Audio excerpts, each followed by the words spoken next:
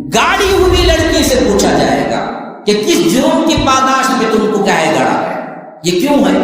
مفسرین کہتے ہیں کہ اللہ کا اتنا زبردست غصہ ہے اس شخص پر جس نے اپنی بیٹی کو صرف عورت اور بیٹی ہونے کی وجہ سے زندہ گاڑا، تو اللہ قیامت کے دن اس سے بات کرنا تک پسند نہیں کرے گا۔ اس واسطے کہا جائے گا کہ میں اس سے سوال کرنا بھی پسند نہیں کرتا۔ اس واسطے صیغہ مجہول کا لایا گیا اور بتایا گیا کہ زندہ گاڑی ہوئی بچی سے پوچھا جائے گا کہ آخر کس جرم کی پاداش میں تجھے زندہ گاڑا گیا؟ گویا کہ اللہ اس سے کلام کرنا بھی نہیں چاہتا، اس بدبخت سے جس نے اپنی بیٹی کو زندہ گاڑا ہے۔ بتاؤ کون سا شوہر بیوی رننگ ریس کھیلے؟ ہاں، اگر کوئی کرے گا ایسے کام بھی تو کیا کہیں گے؟ ارے عجیب معاملہ ہے کہ یہ تو کیا ہے، بیوی کے ساتھ بالکل ہی بدل گیا ہے، دوستوں کو چھوڑ گیا فلاں ہے۔ اللہ کے رسول صلی اللہ علیہ وسلم نے کہا کہ عائشہ آج دوڑ لگائیں گے، وہ فلاں حد مقرر کی گئی، وہاں جانا ہے، حد تک بھاگنا ہے، دوڑنا ہے۔ پھر اما عائشہ اور حضرت محمد رسول اللہ صلی اللہ علیہ وسلم دونوں نے دوڑ لگائے۔ فرعون جیسا ظالم، اس سے بڑا ظالم کوئی ہوگا کسی کا شوہر؟ اس کی بیوی رہتے ہوئے حضرت آسیہ نے توحید کو نہیں چھوڑا۔ تو آج خواتین اسلام کیسے بہانے بنا سکتے ہیں کہ ہمارا شوہر ظالم ہے، سیکھنے نہیں دیتا ہے، جانے نہیں دیتا ہے، ہم کیسے اسلام سیکھیں، ہم کیسے جا کے سیکھیں؟ ارے بھائی، فرعون سے بڑا ظالم تو نہیں ہوگا کسی کا شوہر۔ ایسے ظالم شوہر کے ساتھ رہتے ہوئے توحید پر جان دی ہے، توحید کے لیے مر مٹے ہیں، پھر تو اس سے بڑا ظالم تو دنیا میں کوئی نہیں ہے۔ تو خواتین اسلام کو اللہ مثال دیتا ہے کہ تم توحید میں آسیہ بنو۔ خواتین جس معاملے میں ہمیشہ کیا ہے، توحید کو چھوڑتے ہیں، اس کا ذکر قرآن میں کر کے رب نے بتایا کہ دیکھو ایسے کٹھن مرحلے میں جب بچہ نہیں ہوگا تب بھی نہیں چھوڑنا، صرف مجھے ہی پکارنا۔ پھر تو زندگی کے دوسرے جتنے مراحل ہیں ان سب میں صرف اللہ پہ بھروسہ کرنا، کسی کو نہیں، اس کے ساتھ شریک کرنا۔ MSLI TV، رہنمائی بدلتی دنیا کے لیے۔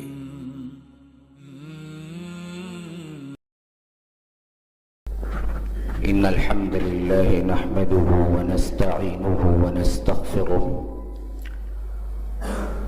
ونؤمن به ونتوكل عليه ونعوذ بالله من شرور أنفسنا ومن سيئات أعمالنا من يهده الله فلا مضل له ومن يضلل فلا هادي له وأشهد أن لا إله إلا الله وحده لا شريك له وأشهد أن محمدا عبده ورسوله أما بعد فإن خير الحديث كتاب الله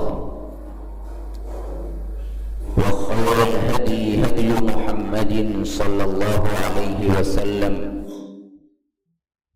وشر الأمور محدثاتها وكل محدثة بدعة وكل بدعة ضلالة وفي رواية وكل ضلالة في النار۔ فأعوذ بالله السميع العليم من الشيطان الرجيم من همزه ونفثه ونفثه۔ ضرب الله مثلا للذين كفروا امرأة نوح وامرأة لوط كانتا تحت عبدين من عبادنا صالحين فخانتاهما فلم يغنيا عنهما من الله شيئا وقيل ادخلا النار مع الداخلين۔ وضرب الله مثلا للذين آمنوا امرأة فرعون إذ قالت رب ابن لي عندك بيتا في الجنة ونجني من فرعون وعمله ونجني من القوم الظالمين۔ ومريم ابنة عمران التي أحصنت فرجها فنفخنا فيه من روحنا وصدقت بكلمات ربها وكتبه وكانت من القانتين۔ اللهم أرنا الحق حقا وارزقنا اتباعه وأرنا الباطل باطلا وارزقنا اجتنابه. اللهم علمنا ما ينفعنا وانفعنا بما علمتنا وارزقنا علما. رب اشرح لي صدري ويسر لي أمري واحلل عقدة من لساني يفقهوا قولي. اس اللہ کے نام سے ابتدا جس کے ناموں کی کوئی انتہا بھی نہیں. وَلَوْ أَنَّ مَا فِي الْأَرْضِ مِنْ شَجَرَةٍ أَقْلَامٌ وَالْبَحْرُ يَمُدُّهُ مِنْ بَعْدِهِ سَبْعَةُ أَبْحُرٍ مَا نَفِدَتْ كَلِمَاتُ اللَّهِ. اس ذات اقدس پر کروڑوں درود و سلام ہو جو تمام جہانوں کے لیے رحمت للعالمین بن کے آئے تھے. اللهم صل على محمد وعلى آل محمد كما صليت على إبراهيم وعلى آل إبراهيم إنك حميد مجيد. وبارك على محمد وعلى آل محمد كما باركت على إبراهيم وعلى آل إبراهيم إنك حميد مجيد. معزز و مکرم خواتین اسلام، اللہ تبارک و تعالی نے جو دین دیا ہے اس کے اعتبار سے مرد کو بھی ثواب کا وہی حصہ ہے جو عورت کے لیے ہے. خواتین اس معاملے میں غور کرنا چاہیے کہ اللہ تبارک و تعالی نے اعمال کے ثواب کے اعتبار سے کوئی تقسیم بندی نہیں کی کہ مرد اگر نماز پڑھے گا تو اس کو 100% ملے گا، عورت نفل پڑھے گی یا عورت نماز پڑھے گی تو اس کو 75% یا 50%. نہیں، اجر کے اعتبار سے دونوں کو یکساں قرار دیا ہے کہ انی لا اضیع عمل عامل منکم من ذکر او انثی. یہ فرمایا کہ ہم مرد عورت جو بھی عمل کریں گے ان کے عمل کو ہم ضائع نہیں کریں گے. تو دین اسلام کے اعتبار سے ان تمام کاموں میں جن میں مرد حضرات حصہ لیتے ہیں خواتین کے لیے بھی پورے مواقع موجود ہیں. اور اسلام ان کے اعتبار سے جو فیلڈز ہیں، جو میدان ہیں، ان میں کام کرنے کا پورا اختیار دیا ہے. اصل میں خواتین کے اعتبار سے دو باتیں اہم ترین ہیں جو ذہن میں رکھنا ہے. رب العزت نے قرآن کریم کے اندر سورۃ النساء رکھی ہے لیکن سورۃ الرجال کہیں نہیں ہے. خواتین غور کریں اور خاص طور پر میرے مضمون کو سن کے سمجھنے کی کوشش کریں. آوازیں نہ کریں، ایک دوسرے سے بات چیت نہ کریں، کچھ لینے کی نیت سے بیٹھیں، کچھ سمجھ کر لے جانے کی نیت سے بیٹھیں تو انشاءاللہ میری بات جہاں تک میں کہہ رہا ہوں آپ تک پہنچنے میں آسانی ہوگی، سمجھنے میں بھی آسانی ہوگی. اللہ تبارک و تعالی عمومی خیال خواتین کے اپنی ذہنیت کے اعتبار سے ہوتا ہے کہ مرد کی طرف زیادہ اللہ تبارک و تعالی نے گویا کہ توجہ دی ہے یا ان کے بارے میں زیادہ آپشنز ہیں.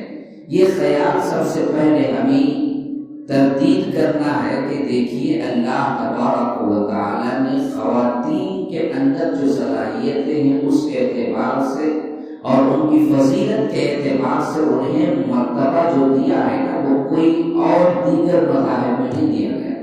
پہلی چیز تو یہ ہے کہ ان کی افضلیت کے اعتبار سے اللہ تبارک و تعالی نے ان کے لیے خاص سورہ رکھا ہے. سورۃ النساء ترتیب مصحف کے اعتبار سے 4واں سورہ ہے لیکن پورے قرآن میں کہیں سورۃ الرجال نہیں آئی ہے کہ مردوں کا سورہ.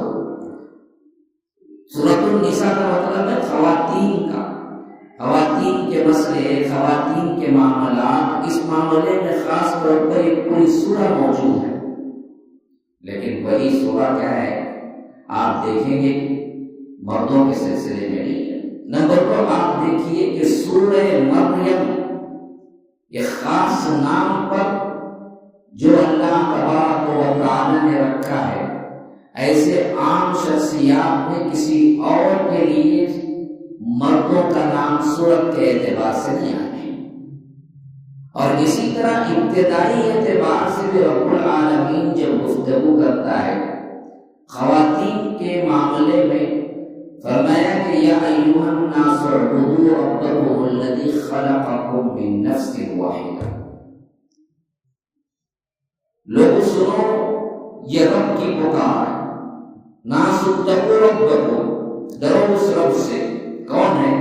الذی خلقکم من نفس واحدہ، جو تمہیں ایک جان سے پیدا کیا، وخلق منہا زوجہا، پھر اسی سے اس کی زوجہ کو بنایا، وبث منہما رجالا کثیرا ونساء، اور ان دونوں سے پوری دنیا کے اندر مرد اور عورتیں پھیلا دی، واتقوا اللہ، اور ڈرو الذی تساءلون بہ والارحام، اللہ کا واسطہ دے کر، جس ہستی کا واسطہ دے کر تم ایک دوسرے سے سوال کرتے ہو، ان اللہ کان علیکم رقیبا، کہ بے شک رب العالمین تم پر نگراں ہے۔ یہ سب سے پہلی ابتدا ہے جس میں رب العالمین نے انسانی زندگی کی تاریخ بیان کی ہے، اور اس میں بتایا ہے کہ ہم نے ایک مرد اور ایک عورت ایک جان سے پیدا کیا، پھر اسی جان سے اس کی زوجہ کو بنایا۔ تو اس معاملے میں یہاں پر معلوم ہونا چاہیے کہ رب العالمین نے جس جان کے اعتبار سے کہتا ہے کہ ہم نے ایک جان سے پیدا کیا، وہ حضرت آدم علیہ السلام ہے، انہی سے ہم نے ان کی زوجہ کو بنایا، تو وہ کون ہے؟ حوا علیہ السلام ہے۔ پھر ان دونوں سے ہم نے کائنات کے اندر مرد عورت پھیلا دیے۔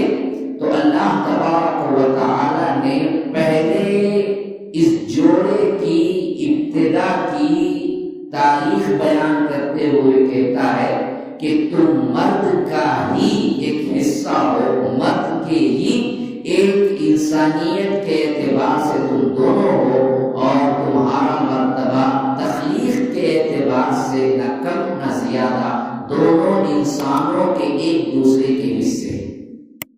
یہ جو خیال پیدا ہو گیا ہے کہ خواتین کو اسلام کم نظری سے دیکھتا ہے، یا خواتین کو اسلام میں زیادتی کی گئی ہے، یا خواتین کے لیے احکامات وہ نہیں ہیں جو مردوں کے ہیں، یا خواتین نیچے ہیں اور مرد اوپر ہیں، یہ تمام اس فلسفے کو بالکل ہی توڑ دیتا ہے۔ وَخَلَقَ مِنْهَا زَوْجَهَا، اسی سے اس کی زوجہ کو بنایا، ایک دوسرے کے بالکل مساوی اعتبار سے ہم نے تخلیق کیا، کسی کو کم کسی کو زیادہ نہیں ہے، دونوں اللہ تبارک و تعالی کے بندے ہیں، دونوں اللہ تبارک و تعالی کی طرف سے بندگی اختیار کرے تو ان کی ویسی ہی مقبولیت ہوگی جیسے اللہ تبارک و تعالی نے دی۔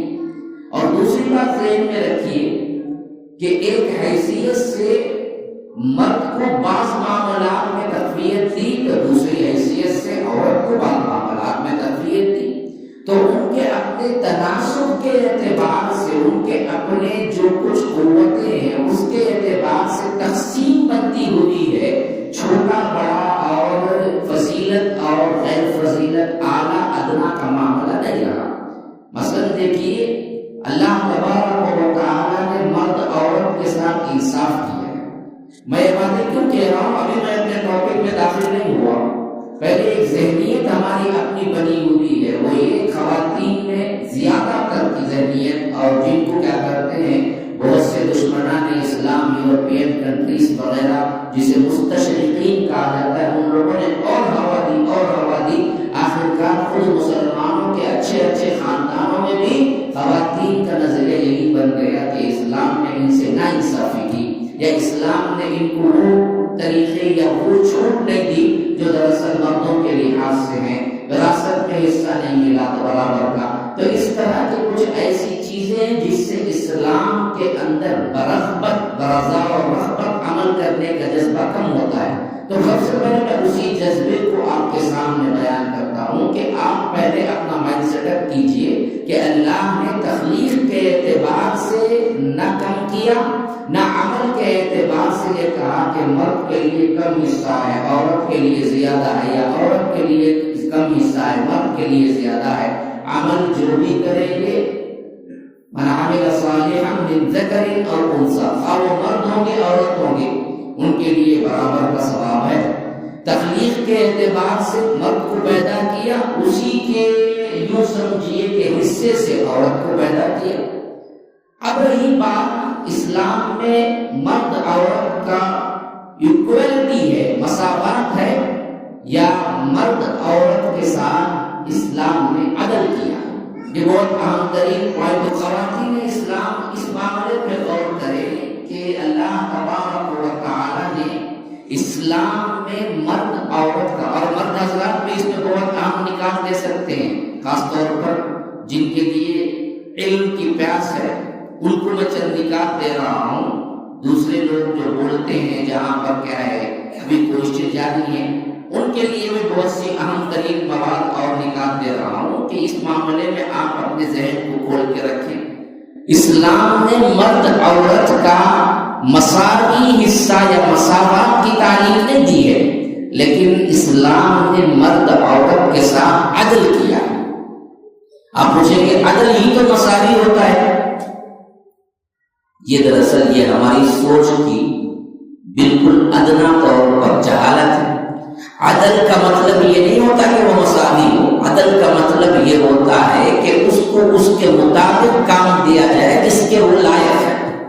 مثلا دراصل ایک بچہ ہے 10 سالہ آپ کے ساتھ، اور ایک ہے کوئی نوجوان کڑیے۔ اب کوئی بندہ آپ کو بتا رہا ہے کہ بچہ 10 کلو اٹھائے گا اور جو بڑا آدمی ہے وہ بھی 10 کلو اٹھائے گا، کیونکہ ہم کو کیا کرنا ہے، بالکل برابری کرنی ہے، تو ہم اس کے لیے بھی 10 کلو رکھیں گے اور مرد کے لیے بھی 10 کلو رکھیں گے، کیونکہ برابری ہے، مساوی ہے۔ تو کوئی بھی عقل مند انسان یہ نہیں کہے گا کہ آپ نے اس کے ساتھ اچھا سلوک کیا، عدل کیا۔ کیوں؟ کڑیل نوجوان جو ہے اس کا معاملہ، اس کی قوت، اس کے تقاضے کچھ اور ہوتے ہیں، اور بچہ جو ہے باوجود انسانی کے بچہ ہونے کے اس کے تقاضے، اس کی قوتیں الگ ہوتی ہیں۔ اب کوئی برابری کا نعرہ کر کے یہ تو نہیں کہہ سکتا کہ دیکھو جی ہم 10 کلو اسے دیے تو اس کے لیے بھی 10 کلو ہم دیں گے وزن اٹھائے۔ یہ بالکل مساوی اعتبار سے دکھنے کے باوجود عدل نہیں ہوگا۔ ہاں عدل کب ہوگا؟ عدل آپ کہیں کہ دیکھو بھائی یہ بچہ ہے، اس کی عمر کے اعتبار سے یہ 2 کلو بھی اٹھائے گا تو بالکل کافی ہے، لیکن یہ نوجوان ہے، طاقتور ہے، اور بہترین اس کے اندر کیا ہے، صفات ہے، ہم اس کو 10 کلو بھی دیں گے تو یہ معاملہ کوئی برا نہیں ہے کہ بالکل وہ اٹھا سکتا ہے۔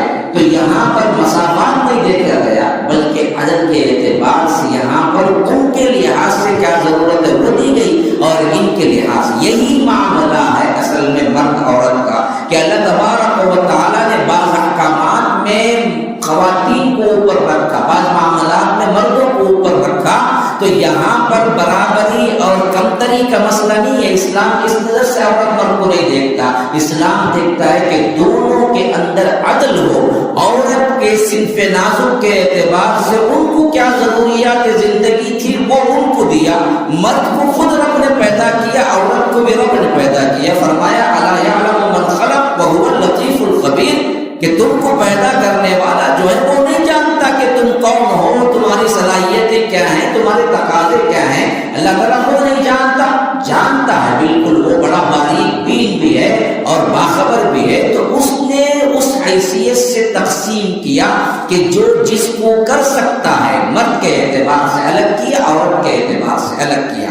عورتوں کو صنف نازک کے اعتبار سے، ان کی خوبصورتی کے اعتبار سے، ان کو رب العالمین نے شرم و حیا جو دی ہے اس اعتبار سے گھر کی ملکہ بنایا، محفل کی شمع نہیں بنایا۔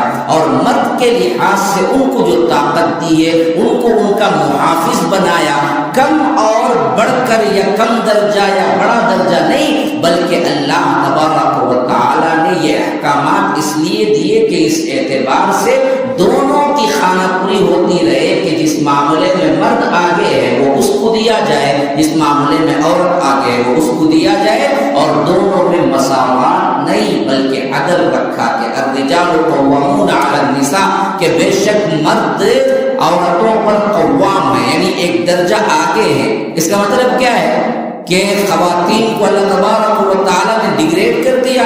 نہ نہ نہ، اصل میں یہاں پر خواتین کا مسئلہ یہ تھا کہ ان کی حسن اور ان کی نازک پن کی جو اللہ نے تخلیق کی تھی اس کا تقاضا تھا کہ اس کو دراصل اللہ رب العالمین ان کا محافظ بنایا، اور عورت کو چھپانے کا حکم دیا، تم چھپ کے رہو، پردے میں رہو، کمرے میں رہو، حتیٰ کہ نماز کے سلسلے میں تک یہاں تک فرمایا اللہ کے رسول صلی اللہ علیہ وسلم نے عورت کی صحن والی نماز سے بہتر اندر کے کمرے کی نماز ہے، اندر سے کمرے کی نماز سے بہتر اور اندر کمرے کی نماز ہے، اور اندر کمرے کے یہ کونے کی نماز اس کمرے میں درمیان میں پڑھنے سے بہتر ہے۔ یعنی جتنا اندر جاؤ گے، جتنا اپنے آپ کو چھپاؤ گے، جتنے اپنے آپ کو حفاظت کرو گے، جتنے حجاب میں رہو گے، اتنا ہی تمہاری فضیلت بڑھتی جائے گی، بڑھتی جائے گی۔ اور اللہ کے رسول صلی اللہ علیہ وسلم کب کہہ رہے ہیں یہ بات؟ اس وقت کہہ رہے ہیں جب خود اللہ کے رسول امام ہے، اور مسجد نبوی جیسی مسجد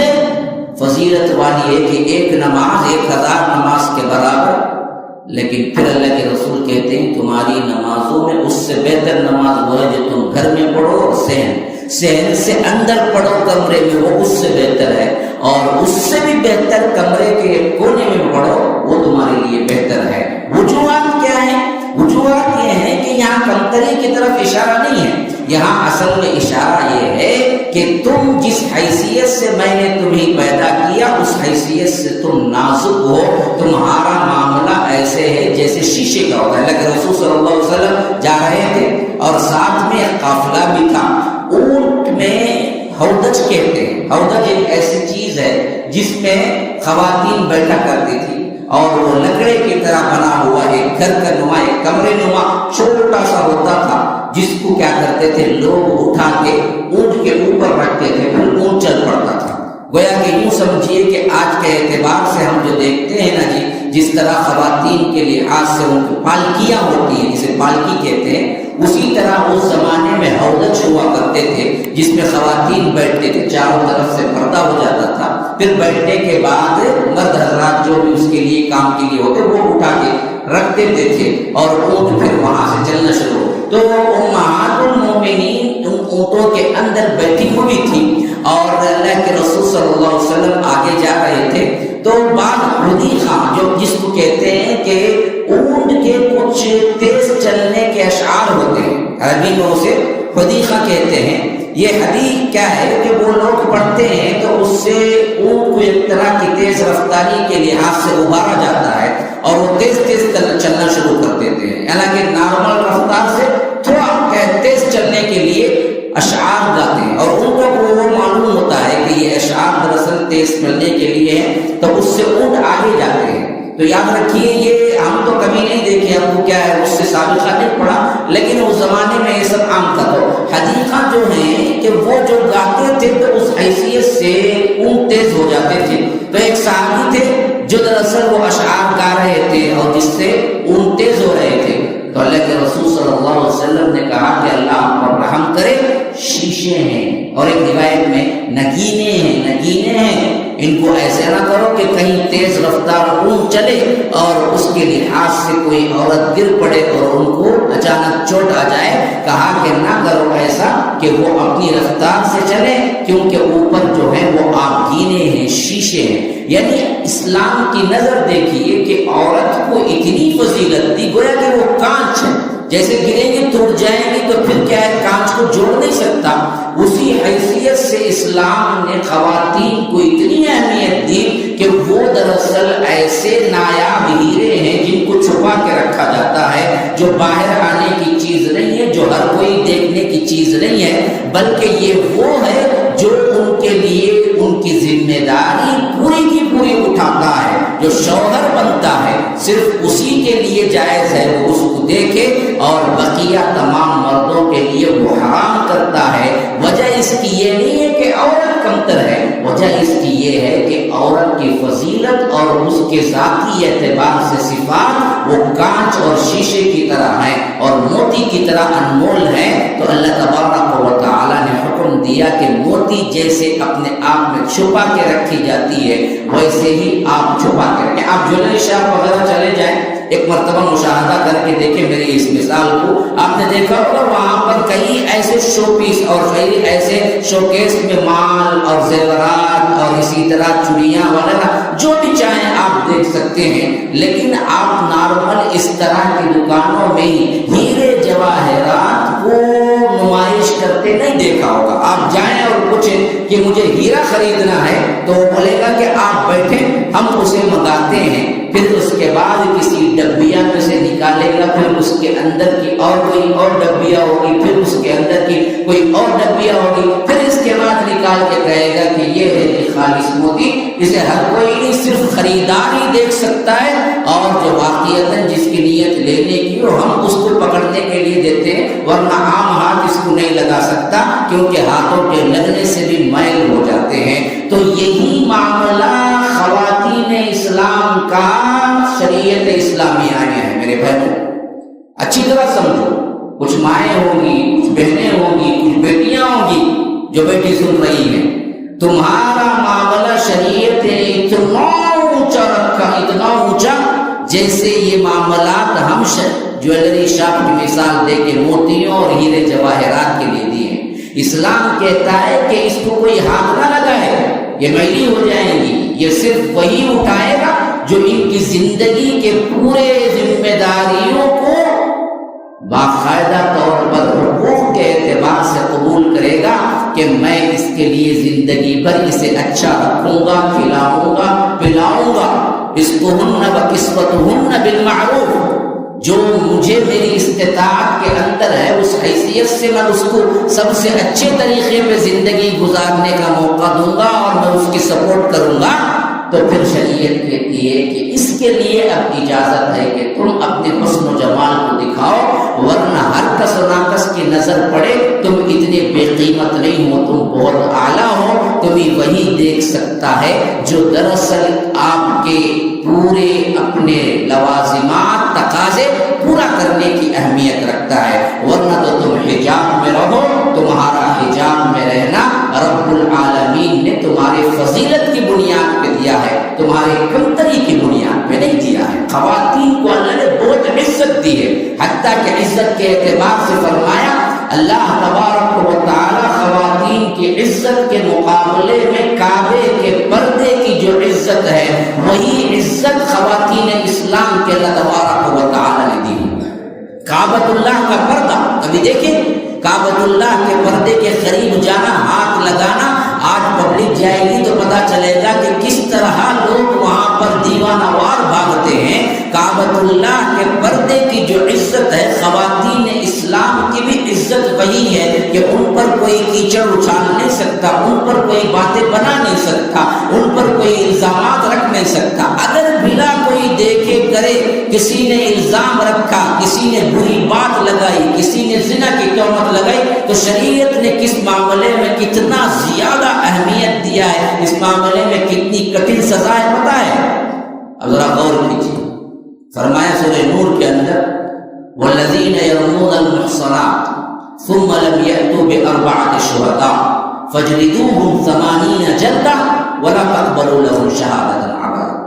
جو لوگ محسنہ عورتوں پر، پاک باز عورتوں پر تہمت لگاتے ہیں، خالی زبانی، ابھی کچھ نہیں کیا، ہم نے کیا ہے شریعت اسلامیہ کو دیکھا ہی نہیں ہے، کو پتہ ہی نہیں ہے عورتوں کی عزت کیا ہے، بیٹھے بیٹھے ہم بول دیتے کوئی گزری، پتہ ہے کہ یہ کہاں جاتی ہے، وہ اس کی آشنا سے ملنے جاتی ہے، پتہ ہے یہ بری عورت ہے۔ اللہ تبارک و تعالیٰ کہتا ہے عورتوں کے عزت کے معاملے میں یرمون المحصنات، جو کوئی لگاتے ہیں زنا کی تہمت خواتین پر، ثم لم یأتوا بأربعة شهداء، پھر وہ اگر 4 گواہ نہیں لائیں گے تو اللہ تبارک و تعالیٰ فرماتا ہے فجلدوہم 80 جلدہ، ان کو 80 کوڑے مارے جائیں۔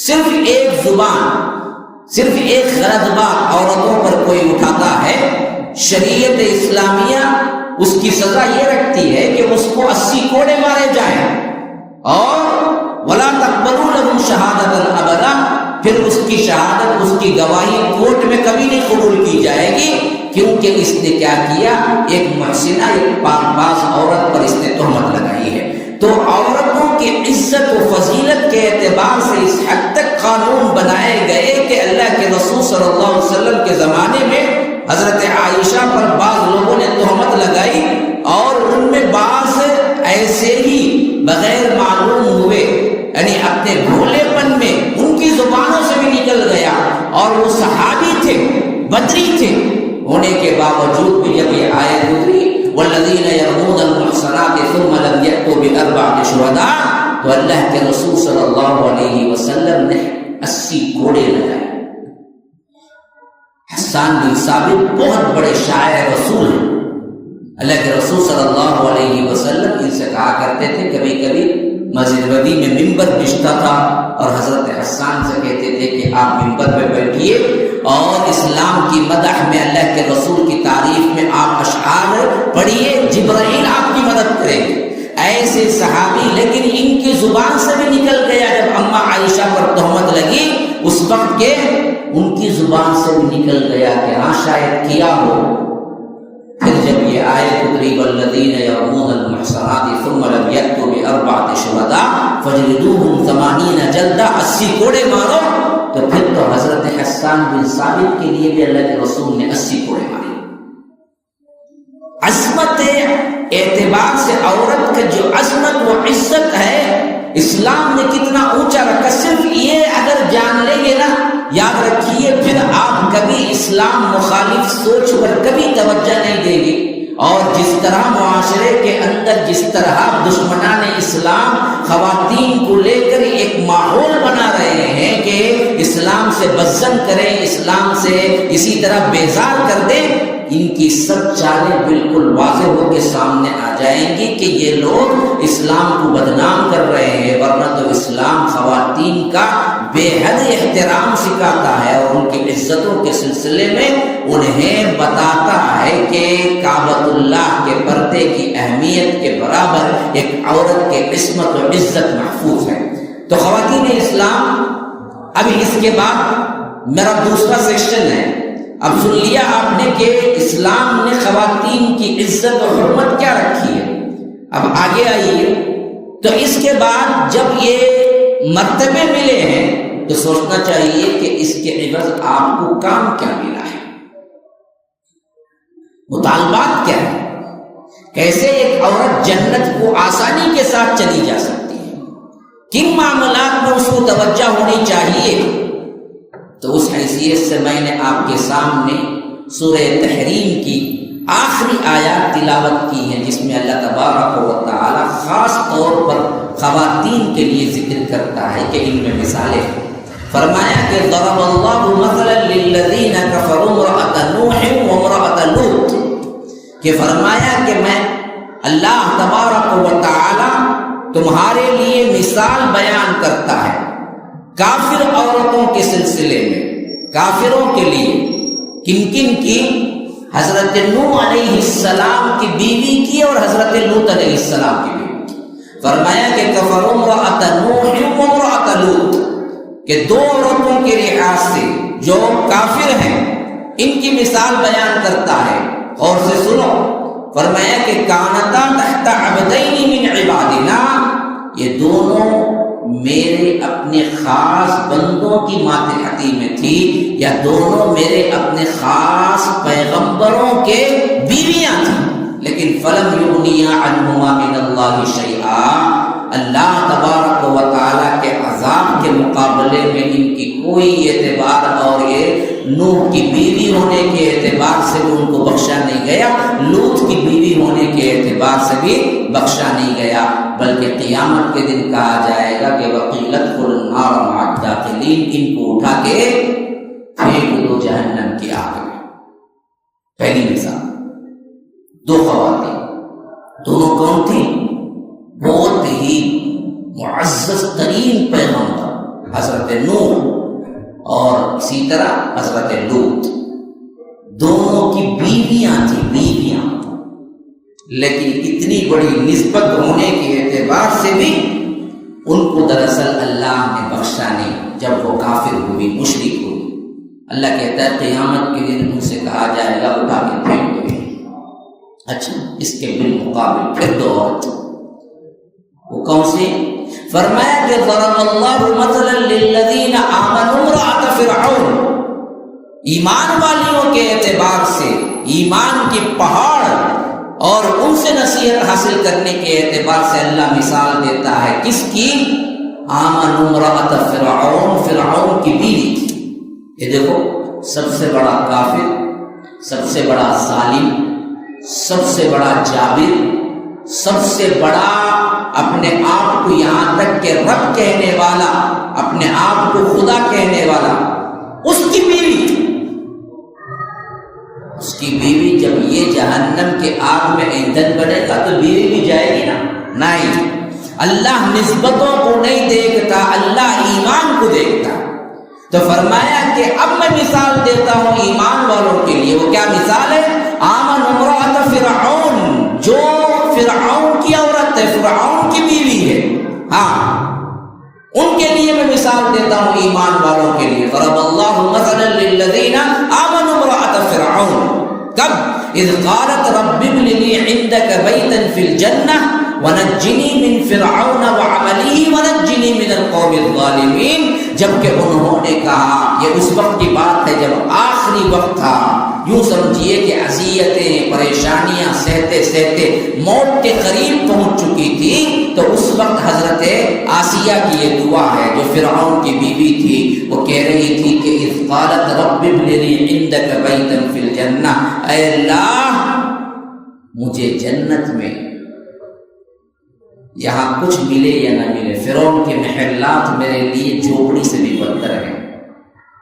یاد رکھو یہ معاملہ، جس گھر میں توحید نہیں ہے وہ محلات کیوں نہ ہو وہ بنجر زمین سے بھی بدتر ہے، جس گھر میں توحید ہے اور وہ جھوپڑی ہی کیوں نہ ہو وہ محلات سے بھی بہت ہی بہترین ہے۔ تو فرمایا کہ اذ قالت رب ابن لی عندک بیتا فی الجنہ، تیرے پاس میرے لیے ایک گھر بنا ہے رب، جنت میں مجھے ایک گھر تعمیر کر جو میرے لیے ہو، رب ابن لی عندک بیتا، ہاں، جس میں پڑوس میں کیا ہو؟ ایمان والوں کے گھر ہو، پڑوس بہت اچھا ہو، تو خاص کر میرے لیے رب ابن لی عندک بیتا فی الجنہ ونجنی من فرعون، یہ ظالم فرعون سے مجھے نجات دے، ونجنی من القوم الظالمین، اور اس طرح یہ فرعون سے بھی نجات دے اور اس کے آل و اولاد، اس کی قوم سے بھی مجھے نجات دے۔ ان کی مثال کہتا ہے کہ اللہ ہم ایمان والوں کے لیے دیتے، ایک طرف پیغمبر ہیں شوہر، بیویاں کافر، یہ بری عورتوں کی مثال ہے کافرہ کے لیے۔ مسلمان کے لیے مثال کیا ہے؟ ایک طرف ظالم ترین شوہر ہے، بیوی مسلمان، اور اس کی ایسی دعا کہ وہ آخری وقت میں کر رہی ہے کہ اے اللہ مجھے جنت میں ایک محل بنا، یہ محلات میری نظر میں کھنڈیر ہے، یہ محلات کے لیے مجھے کچھ نہیں چاہیے، فرعون کے سب دولت کو میں لات مارتی ہوں، اے اللہ مجھے توحید پر مار اور مجھے جنت میں ایک گھر بنا دے، یہ ظالم قوم سے مجھے دور کر دے۔ اچھا، ایک ہو گئی۔ وہاں دو مقابلے میں آئے تھے، جہاں پر اللہ تبارک و تعالیٰ نے کافروں کے سلسلے میں کہا وہاں دو تھے، یہ فرمایا کہ نوح کی بیوی، لوط کی بیوی، یہاں فرمایا کہ حضرت آسیہ، ایک ہی ہوئی نا۔ اب دوسری آیت میں پھر دوسری عورت کا معاملہ فرمایا کہ وہ مریم بنت عمران التي احسنت فرجها، اور مریم بنت عمران کی بھی مثال ہے خواتین کے لیے جنہوں نے اپنی عزت کی حفاظت کی، احسنت فرجها ونفخنا فيه من روحنا، جن کو ہم نے پیدا کیا اپنی خاص روح کو پھونک کر، جس کو ہم نے کیا کیا؟ پاکیزہ تر بنایا، اور پھر ان کو اولاد دی بغیر باپ کے، حضرت عیسیٰ پیدا ہوئے، حضرت ونفخنا فيه من روحنا، اپنی روح کو ہم نے ان میں پھونکا جس سے حضرت عیسیٰ پیدا ہوئے، اپنی پوری زندگی لگا دی اسلام کے لیے، اللہ کی توحید کے لیے، اللہ کی عبادت کے لیے۔ اس عورت کو مثال بناؤ، فنفخنا فيه من روحنا وصدقت بكلمات ربها وكتبه وكانت من القانتين، وہ تھی ایسی کہ اللہ والیوں میں، عبادت گزار میں، کہ اس سے زیادہ کوئی اور عورت معاملات اور عبادت کے اعتبار سے حضرت مریم سے آگے نہیں ہے۔ تو دو خواتین ادھر کفار کے اعتبار سے مثال، دو خواتین ایمان والیوں کے اعتبار سے مثال۔ اب آئیے ان کی زندگیاں دیکھیں جس میں آپ کو سب کچھ سبق کے اعتبار سے مل جائے۔ خواتین سے سب سے اہم ترین مطالبہ کیا ہے؟ اسلام کا۔ آپ کو رب نے عزت دی، آپ کو اللہ تبارک و تعالی نے حرمت کو بہت بڑھایا۔ رب العالمین نے تمہاری جو ذاتی اعتبار سے دنیا کے اندر لوگ منحوس سمجھتے تھے اس کو رب العالمین نے مٹایا۔ حتیٰ کہ یہودیوں کا عقیدہ یہ تھا کہ سب سے زیادہ حضرت آدم کو پھسلانے والی اور وہ درخت کے پھل کو کھانے پر مجبور کرنے والی اماں حوا ہے۔ انہوں نے کہہ دیا کہ عورت برائیوں کی جڑ ہے، یہی ہے جس کی وجہ سے دنیا میں گناہ ہو۔ رب نے تردید کی۔ قرآن پڑھیے سورہ بقرہ کے اندر، سورہ اعراف کے اندر اللہ تبارک و تعالیٰ نے آدم اور حوا کا قصہ 7 جگہ بیان کیا ہے، اور 7 جگہ بڑی تفصیل سے بیان کیا ہے، لیکن اس میں سب سے زیادہ تفصیل سورہ اعراف میں ہے۔ وہاں پر صاف کہا گیا کہ گناہ کے اعتبار سے دونوں نے پھل کھایا۔ فَدَلَّاهُمَا بِغُرُورٍ فَلَمَّا ذَاقَا الشَّجَرَةَ بَدَتْ لَهُمَا سَوْآتُهُمَا وَطَفِقَا يَخْصِفَانِ عَلَيْهِمَا مِنْ وَرَقِ الْجَنَّةِ وَنَادَاهُمَا رَبُّهُمَا أَلَمْ أَنْهَكُمَا عَنْ تِلْكُمَا الشَّجَرَةِ وَأَقُلْ لَكُمَا إِنَّ الشَّيْطَانَ لَكُمَا عَدُوٌّ مُّبِينٌ۔ آپ کو ذرا بھی عربی سے شلبد ہے تو آپ کو معلوم ہوگا پورے صیغے جتنے بھی ہیں سب تثنیہ کے، دو کے ہیں۔ وَنَادَاهُمَا، دونوں نے پکارا غلطی کی تو، ایک کا مسئلہ نہیں تھا۔ اماں حوا نے دراصل حضرت آدم کو کیا نہیں کیا، مجبور نہیں کیا یا برائی پہ نہیں ابھارا، دونوں سے غلطی ہوئی، دونوں نے رب کو پکارا، اور جو دعا بعد میں منقول ہے وہ بھی دونوں کے صیغے کے ساتھ ہے۔ فرمایا کہ جب دعا توبے کے لیے ہاتھ اٹھائے دعا کی تو دونوں نے کی، حضرت آدم نے نہیں صرف کی، آدم بھی کیا حوا بھی کیے۔ قالا ربنا ظلمنا، قالا ایک صیغہ ہے، قالا دو کے لیے منشن ہوتا ہے، تثنیہ کا صیغہ۔ فرمایا کہ قالا ربنا ظلمنا انفسنا، دونوں نے پکارا کہ اے ہمارے رب ہم نے اپنے جانوں پر ظلم کیا۔ تو یہ پہلی تردید جن بدبختوں نے، یہودیوں نے تورات کو توڑ مروڑ کے عورت کو برائی کی جڑ قرار دیا اور کہہ دیا کہ یہ عورت ہی تھی جس کی وجہ سے دراصل کیا ہوا تھا، دنیا کے اندر گناہ پھیلا، ورنہ ہم جنت میں رہتے، دنیا سے جنت میں رہتے اور جنت سے نکلتے ہی نہیں۔ یہ حوا ہے جن کی وجہ سے ہمیں کیا کرنا پڑا، جنت چھوڑ کے زمین پہ آنا پڑا۔ اللہ نے کہا کہ نہیں، دونوں نے خطا کی، دونوں نے دعا مانگی، دونوں کو ہم نے قبول کیا، پھر دونوں کو ایک ساتھ ہم نے کیا کیا، زمین پہ اتارا، قُلْنَا اهْبِطُوا مِنْهَا جَمِيعًا۔ دوسری بات، اسی طرح یہودی مذاہب کے اندر اور دوسرے دیگر مذاہب کے اندر انہوں نے برائی کی جڑ کے اعتبار سے یہ بات بھی پختہ کر دی کہ خواتین کو جو درد ذہن ہوتی ہے، ڈلیوری کے وقت جو درد ہوتا ہے، اللہ نے انہیں بطور عذاب کے رکھا اس واسطے کہ یہی تھی جو دنیا میں کیا کیا تھا، برائی پھیلائی تھی۔ اللہ نے اس کی بھی تردید کی۔ یہ آدم کی ہر بیٹی کے لیے اللہ نے مقرر کیا، لیکن اس پر ثواب ہے، حتیٰ کہ احادیث میں یہاں تک ہے کہ اگر اس درد میں عورت وفات پا جائے تو یہ وفات دراصل اس کے لیے شہادت کے برابر ہے، اس کے لیے فضیلت والا عمل ہے۔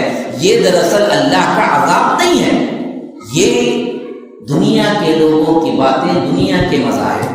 ہندوستان کے مذاہب میں عورت دیکھ لیجیے، جب اللہ کے رسول صلی اللہ علیہ وسلم اس دنیا میں تشریف لائے تھے، اس زمانے میں نہیں بلکہ آج تک یہاں قانون بنا 100 سال پہلے، اس سے پہلے عورت کو جینے کا بھی حق نہیں تھا۔ بیوہ تھی تو ان کے لیے قانون تھا کہ شوہر مر جائے تو انہی کے چتا کے ساتھ جل کے وہ بھی مر جائے۔ اگر کوئی اکا دکا عورت بچتی تھی یا جس کو کیا ہے قبیلے کے لوگ چھوڑ دیتے تھے، اس کے لیے بھی ضروری قوانین یہ تھے کہ پوری زندگی میں وہ رنگین لباس نہیں پہن سکتی تھی، پوری زندگی میں وہ زیور نہیں پہن سکتی تھی، پوری زندگی میں وہ کوئی بھی خوشی کے موقع پر حاضر نہیں ہو سکتی تھی۔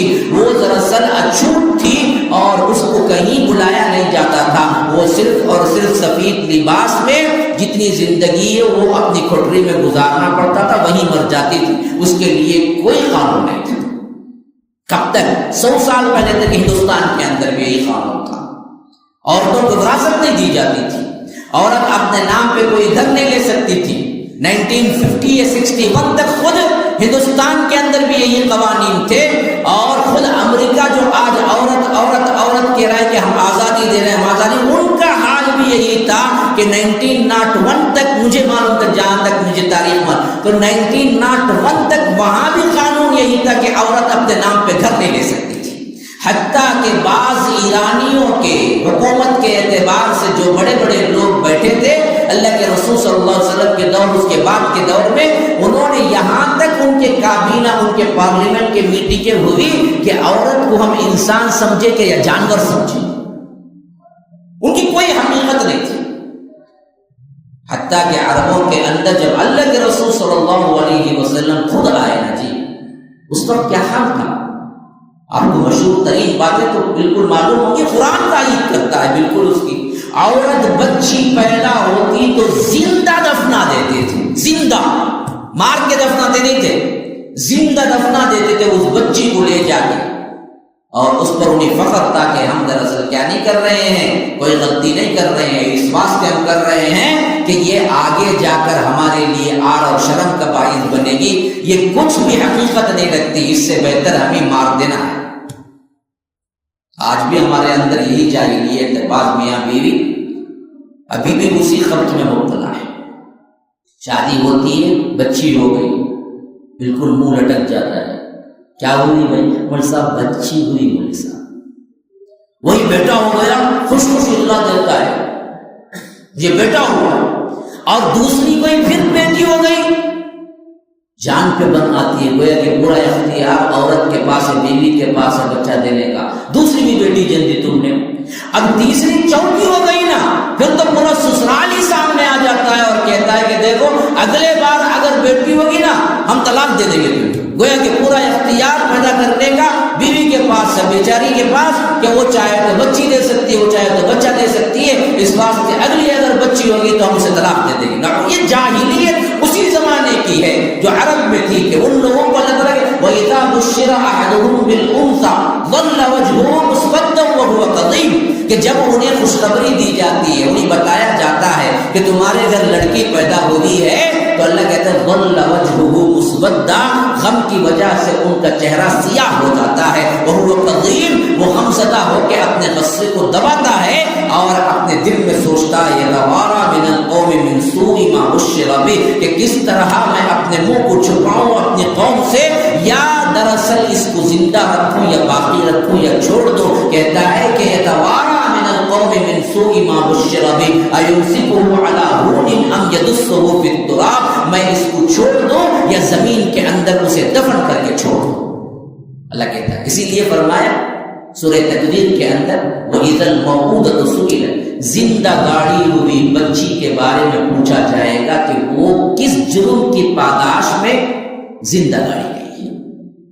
اب اس میں مفسرین بڑا ایک اہم ترین نقطہ بیان کرتے ہیں، اللہ نے یہ نہیں کہا کہ زندہ گاڑنے والے سے پوچھا جائے گا کہ تو نے اس بچی کو زندہ کیوں گاڑا ہے، بلکہ قرآن کی آیت کیا ہے؟ مجہول کے صیغے میں فرمایا کہ وَإِذَا الْمَوْءُودَةُ سُئِلَتْ، زندہ گاڑی ہوئی بچی سے پوچھا جائے گا کہ تمہیں کس جرم کی پاداش میں زندہ گاڑا گیا ہے۔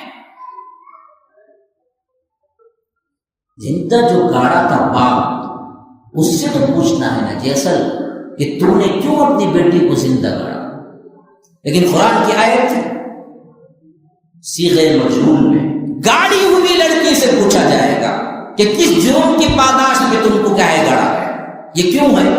مفسرین کہتے ہیں کہ اللہ کا اتنا زبردست غصہ ہے اس شخص پر جس نے اپنی بیٹی کو صرف عورت اور بیٹی ہونے کی وجہ سے زندہ گاڑا، تو اللہ قیامت کے دن اس سے بات کرنا تک پسند نہیں کرے گا، اس واسطے کہا جائے گا کہ میں اس سے سوال کرنا بھی پسند نہیں کرتا، اس واسطے صیغہ مجہول کا لایا گیا اور بتایا گیا کہ زندہ گاڑی ہوئی بچی سے پوچھا جائے گا کہ آخر کس جرم کی پاداش میں تجھے زندہ گاڑا گیا، گویا کہ اللہ اس سے کلام کرنا بھی نہیں چاہتا، اس سے جس نے اپنی بیٹی کو زندہ کرا ہے، اتنا غصہ ہے۔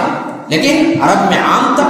طبرانی کی روایت میں یہ اہم ترین واقعہ بھولنا نہیں چاہیے، اسلام نے خواتین پر کتنے احسانات کیے ہیں، اور آج خواتین اسلام کے لیے کچھ قربانی دینے کے لیے تیار نہیں ہے، آج اسلام کے لیے بدلنے کے لیے تیار نہیں ہے، آج اسلام کے لیے پریشانی اور مشقت اٹھانے کے لیے تیار نہیں ہے، آج اسلام کے لیے آپ اپنے حجاب کو مینٹین کرنے کے لیے تیار نہیں ہے، آج اسلام کے لیے اپنے آپ کو قربان کرنے کے لیے تیار نہیں ہے۔ کیوں؟ ہمیں پتہ ہی نہیں ہے کہ عورت پر اللہ نے، اسلام نے کتنے بڑے احسانات دیے ہیں۔ یہ واقعہ طبرانی کے اندر موجود ہے۔ اللہ کے رسول صلی اللہ علیہ وسلم کے پاس ایک صحابی آتے ہیں اور پوچھتے ہیں، اللہ کے رسول میں اسلام قبول کرنا چاہتا ہوں لیکن میرا گناہ معاف ہو جائے گا؟ اللہ کے رسول صلی اللہ علیہ وسلم پوچھتے ہیں کہ اسلام تمام گناہوں کو معاف کر دیتا ہے، تمہیں پتہ نہیں؟ کہا کہ پتہ ہے، لیکن میرا گناہ کوئی معمولی گناہ نہیں ہے، کیا یہ بھی بخش دیا جائے گا؟ تو اللہ کے رسول صلی اللہ علیہ وسلم کہتے ہیں کہ اچھا کون سا گناہ ہے، کیا ہوا تھا تمہارے ساتھ؟ کہا کہ اللہ کے رسول آپ سوچتے ہوئے بھی مجھے پسینہ آتا ہے، لیکن اس وقت جہالت تھی، میں نے کر دیا۔ پوچھا کہ کیا کیا؟ اب ذرا غور سے سنو واقعہ کیا ہے، بڑا دلچسپ بھی ہے اور بڑا سبق آموز بھی ہے۔ کہتے ہیں کہ اللہ کے رسول صلی اللہ علیہ وسلم، میری شادی ہوئی اور مجھے بھی اپنی بیوی سے ویسے ہی پیار تھا جیسے ایک شوہر بیوی سے کرتا ہے۔ شادی ہونے کے بعد کوئی تجارتی سفر آ گیا تھا۔ وہ زمانے میں سفر ایسے ہوتے تھے کہ مہینوں بیت جاتے تھے، سال بیت جاتے تھے، کیونکہ نہ کوئی ٹرانسپورٹ کا کوئی ذریعہ تھا، نہ بس تھی، نہ کار، نہ ٹرین، نہ فلائٹ۔ وہ گھوڑوں پر ہوتے تھے یا کبھی کیا ہے اونٹوں پر ہوتے تھے، لمبے لمبے قافلے ہوتے تھے، اور وہ بھی کیا ہے کوئی گیا گیا، کوئی آیا آیا۔ عموماً قتل وغیرہ سفروں میں ہی ہوتے تھے زیادہ تر۔ ایک بندہ کوئی سفر کو نکلتا تھا تو یہ اس بات کی دلیل تھی کہ یہ واپس آیا تو آئے گا یا نہیں، اس کی کوئی خبر نہیں آئے گی تو سمجھنا چاہیے کہ وہ کسی جگہ کیا ہے مر گیا ہے یا قتل ہو گیا ہے۔ یہ حالت تھی اس زمانے میں سفر کی۔ تو وہ کہتے ہیں کہ میں جب نکلا تھا تو میری بیوی پیٹ سے تھی اور میں اس وقت نکلا تھا، پھر ایک زمانہ ہو گیا، تقریباً مہینے گزر گئے، پھر اس کے بعد میں آیا تو میری بیوی پہ حمل نہیں تھا۔ میں نے پوچھا کہ جس حمل سے تم تھی کیا اس میں کیا پیدا ہوا؟ کہا کہ ہاں جی ایک مردہ بچہ پیدا ہوا، اس کو ہم نے کیا کیا دفنا دیا، زندہ اولاد پیدا نہیں ہوئی۔ تو میں نے کہا کہ چلو جو بھی ہوا خیر جو ہوا۔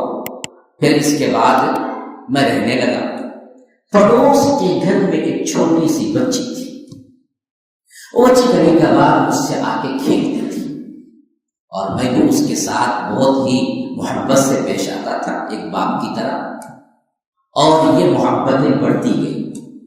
وہ کہتے ہیں کہ ایک دفعہ ایسا ہوا کہ ایک دو دن کے لیے بچی بیمار پڑ گئی اور ہمارے گھر کو نہیں آئی، تو میں بار بار اپنی بیوی سے پوچھنے لگا کہاں وہ بچی نظر نہیں آتی، کہاں وہ بچی نظر نہیں آتی ہے۔ بیوی نے کہا کہ بیمار ہے۔ تو میں بے چین رہا کہ کب بچی اچھی ہو کے آئے گی۔ وہ چھوٹی سی بچی پھر آئی اور پھر دراصل کیا ہے ان کو نظر آئی تو صحابی کہتے ہیں کہ ایسا ہی مجھے پیار لگا جیسے ایک باپ کو پیار ہوتا ہے اپنی بیٹی سے۔ میں نے چمٹا لیا، میں نے پوچھا کہ کیوں بیٹی اب تک نہیں آئی تھی۔ اس طرح محبتیں ہماری بڑھتی گئی اور جذبات ایسے امٹتے گئے۔ تو ایک مرتبہ جب وہ نہیں آئی تھی، بے چین تھا، تو میری بیوی نے پوچھا آپ کو پتا ہے یہ بچی کس کی ہے؟ کہا کہ مجھے تو پتا نہیں، پڑوس کی ہے۔ انہوں نے کہا کہ نہیں، آپ جاتے وقت جو میں پیٹ سے تھی اور آپ کے آنے پر میں نے کہہ دیا تھا کہ مری ہوئی مرا ہوا بچہ تھا جس کو ہم نے دفن کر دیا، وہ جھوٹ تھا۔ اصل میں یہ بچی آپ ہی کی ہے اور یہی بچی پیدا ہوئی تھی مجھے، لیکن آپ کہیں زندہ نہ دفن کر دیں یا مار دیں، اس ڈر کی وجہ سے میں نے آپ سے جھوٹ بولا کہ یہ پڑوس کی بچی ہے، یہ ہماری اپنی بچی ہے۔ اب میں نے دیکھا کہ آپ کی محبت ایک باپ کی طرح بہت مضبوط ہو گئی ان دونوں سے، تو میں نے سوچا کہ اب دراصل وہ راز سے پردہ اٹھا دینا ہے کہ یہ ہماری ہی بچی ہے۔ لیکن صحابی کہتے ہیں کہ جیسے ہی میں سنا کہ یہ میری بچی ہے، پھر وہی عصبیت آئی، وہی وہ سماجی اعتبار سے وہ گھر کے اندر، وہ قبیلے کے اندر جو عار تھی، جو شرم تھی بیٹی کے باپ ہونے پر، وہ پوری کی پوری پلٹ آئی، اور میں نے دل میں تہیہ کیا میری بچی ہے یہ، پھر تو میں اسے زندہ نہیں چھوڑا۔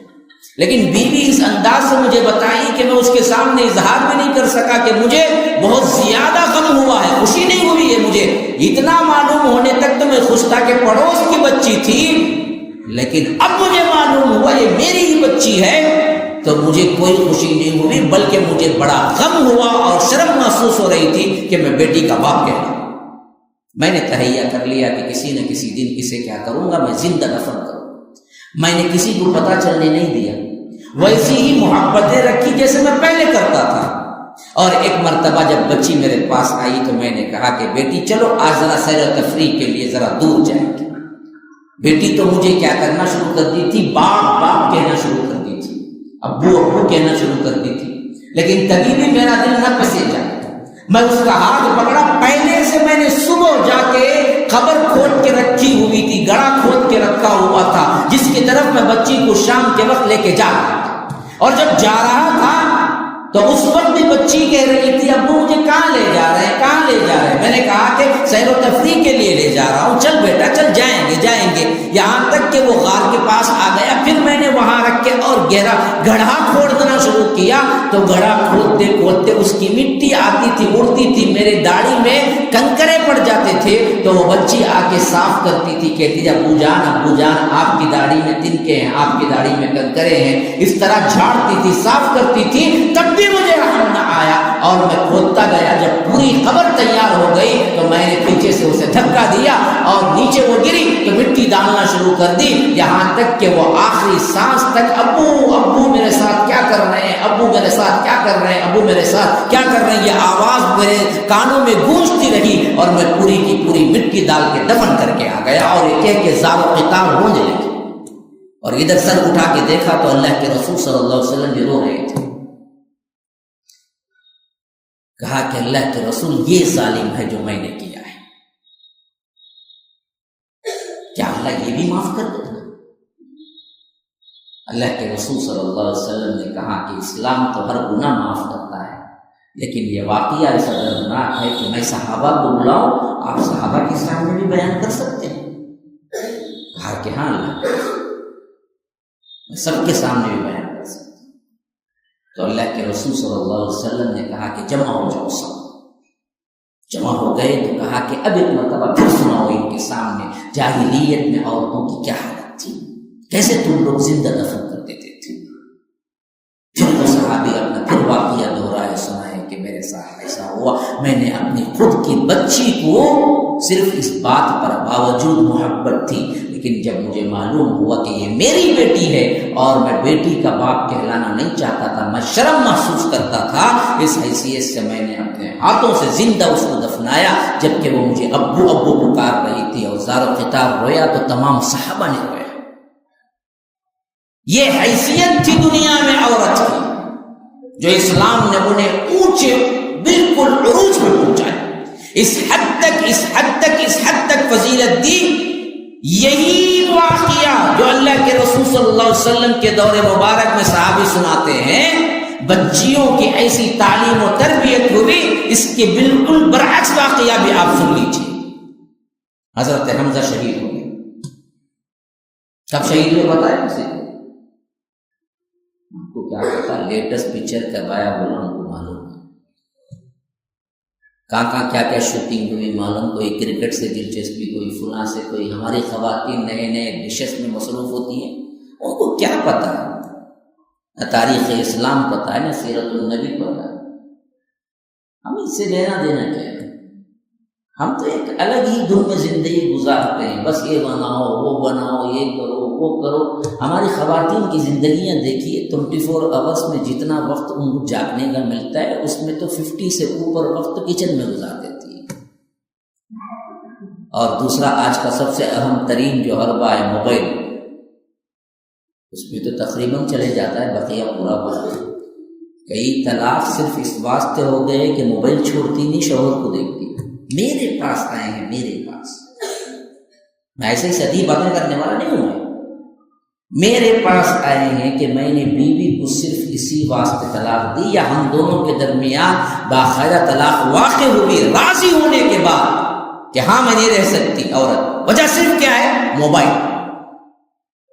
میں نے جب بھی کمرے میں انٹر کیا شوہر کہتا ہے کہ موبائل کے علاوہ اس پہ کبھی توجہ نہیں دیتی تھی وہ کسی پہ، نہ شوہر کے کھانے کی فکر، نہ پینے کی فکر، نہ ان کے آرام کی فکر، کچھ نہیں. موبائل سب سے زیادہ. میاں بیوی بیٹھ کے بات کی ہے کہ تم موبائل چھوڑ دو، میں تمہیں اپنے لیے اپنا لیتا ہوں، رکھ لیتا ہوں، طلاق نہیں دیتا. بیوی بولی کہ کوئی ضرورت نہیں، تم جاؤ، موبائل تمہیں چھوڑ نہیں سکتے. آج کے زمانے پتہ نہیں یہاں کا ماحول کیا ہے. وہ تو کیا ہے، بہت ٹاپسٹ سٹیز میں سے ایک ہے چنئی، وہاں تو یہ واقعات بہت عام ہیں. پتہ نہیں یہاں پر کیا ہے، کیا حالت ہے، لیکن ہے ایسے. اب خواتین اس بیماری میں اس حد تک چلے گئے. ڈی پی دیکھ لیجئے، اسٹیٹس دیکھ لیجئے. جو خواتین ماشاء اللہ سے نقاب کرتی ہیں وہ بھی اپنی ڈی پی میں کھلی ہوئی صورت رکھ لیتی ہیں. ادھر اندر نقاب، باہر سب کا سب. جس کے پاس نمبر ہوگا سب کو دکھے گا، اس کی صورت خود بخود دکھے گی. ہاں، کمروں کے اندر کی زندگی کے فوٹوز رکھ لیتی ہیں بہت سے لوگ. ادھر ہوٹل میں گئے، کھایا، وہاں کی ایک فوٹو، یہاں کی ایک فوٹو. خواتین بھی، مسلمان بھی، نمازی بھی، روزے دار بھی، گویا کہ گناہ ہی نہ رہا. ان میں ہم مصروف ہیں. کیا پتہ سیرت سے خالد بن الولید کیسی شخصیت کے بارے میں ہم نہیں جانتے. ہاں، بڑے بڑے شخصیات کے بارے میں نہیں جانتے، تو ہم کیا جانے سید الشہداء حضرت حمزہ کے بارے میں. یہ شہید ہوئے غزوہ احد میں. غزوہ احد میں شہید ہوئے. اس وقت ان کی ایک بچی تھی، ہاں، جس کو پالنے کے لیے، پرورش کرنے کے لیے صحابہ میں لڑائی جھگڑا ہو گیا. ایک زمانہ وہ جہاں پر باپ خود نہیں چاہتا تھا کہ بچی میری کہلائے یا میں بچی کا باپ کہلاؤں، دفن ہو جاتے تھے، زندہ درگور کر دیتے تھے. ایک زمانہ یہ کہ ادھر کیا ہے، بچی کی پرورش کے لیے صحابہ لڑ رہے ہیں کہ مجھے دے دیجئے، مجھے دے دیجئے. یہی حال حضرت جعفر کے ساتھ بھی ہوا. موتا کی جنگ میں جب حضرت جعفر شہید ہوئے، ان کی ایک بیٹی تھی. حضرت علی حضرت جعفر کے بھائی ہیں. حضرت علی نے کہا کہ اللہ کے رسول میرے بھائی کی بیٹی ہے، اس اعتبار سے مجھے. دوسرے صحابی نے دعویٰ کیا کہ نہیں اللہ کے رسول، آپ نے جو مواخات قائم کی تھی اس حیثیت سے جعفر میرے بھائی تھے، تو مجھے دراصل دیجئے کہ میں اس کی پرورش کروں. ہاں، اس ہے کہاں وہ حیثیت خواتین کی، کہاں یہ حیثیت کے پرورش کرنے کے لیے مقدمات اللہ کے رسول صلی اللہ علیہ وسلم کے پاس آ رہے ہیں. ایک صحابی آ کے پوچھ رہے ہیں کہ مجھے بچی پرورش کرنے کی اجازت دیں، خواہ وہ دراصل میری نہیں ہے لیکن پھر بھی وہ بھائی کے جو ابھی شہید ہوئے ہیں، مجھے اس بچی کو چاہیے، آپ فیصلہ کریں کون ہے اس کے لیے تیار. تو اس حد تک جو تبدیلی ہوئی نا، یہ کس نے احسان کیا؟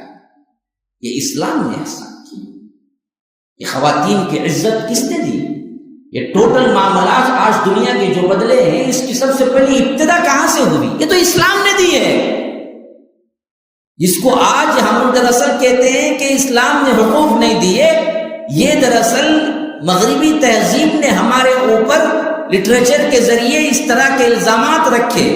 حقیقت دیکھا جائے تو جو آزادی یہ لوگ دے رہے ہیں، یہ آزادی نہیں، یہ جنسی روش ہے. اصل آزادی تو اسلام نے دی ہے خواتین کو، جو پاپردہ رکھنے کے بعد بھی انہیں ان کی مکمل آزادی دی ہے. اس حد تک کہ اللہ کے رسول صلی اللہ علیہ وسلم نے خواتین کے سلسلے میں اتنے ہدایات دی کہ حضرت عمر ایک مرتبہ بول پڑے کہ اللہ کے رسول صلی اللہ علیہ وسلم، ہمارا زمانہ وہ تھا، یعنی مکی زندگی میں ہم عورتوں کو دبا لیا کرتے تھے، لیکن آج ایسی ہیں کہ عورتیں جو کہتے ہیں کہ اگر وہ ہم جو کہتے ہیں نہیں مانتے ہیں تو آپ کے پاس شکایات پہنچ جاتے ہیں. اس ڈر سے ہم عورتوں کو کچھ نہیں کہتے. اس حیثیت تک خواتین کو اجازت تھی.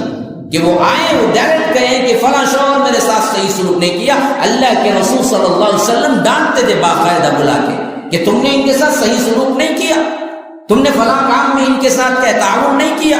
اللہ کے رسول صلی اللہ علیہ وسلم اس حد تک بتایا خواتین اسلام باقاعدہ طور پر اللہ کے رسول کے پاس آتی اور کہتی تھی کہ اللہ کے رسول فلاں معاملے میں میری مدد کیجیے. تو اللہ کے رسول صحابہ کو جمع کرتے اور کہتے کہ دیکھو بہت سی خواتین اپنے شوہروں کے خلاف آ کے میرے پاس مقدمات درج کیے ہیں, تو یاد رکھو جو شخص اپنی عورت کے لیے اپنی بیوی کے لیے اچھا نہیں ہے واقعتاً وہ اچھا نہیں.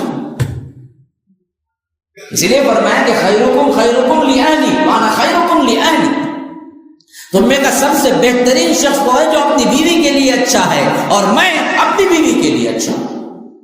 ایک مرتبہ حضرت عمرو بن عاص آئے, کہا کہ اللہ کے رسول آپ کو سب سے زیادہ کون پسند ہے؟ کہا کہ عائشہ. آج کوئی بولے گا تو بولیں گے زنمورید جی نے پورا چلے گا جی, بیوی کی طرف کچھ ہوگا جی نے, خالی بیوی کرنا. اللہ کے رسول صلی اللہ علیہ وسلم مجلس میں حضرت عمرو بن عاص نے پوچھا آپ کو سب سے زیادہ محبوب کون ہے؟ اپنی بیوی کا نام لیا, کہا عائشہ.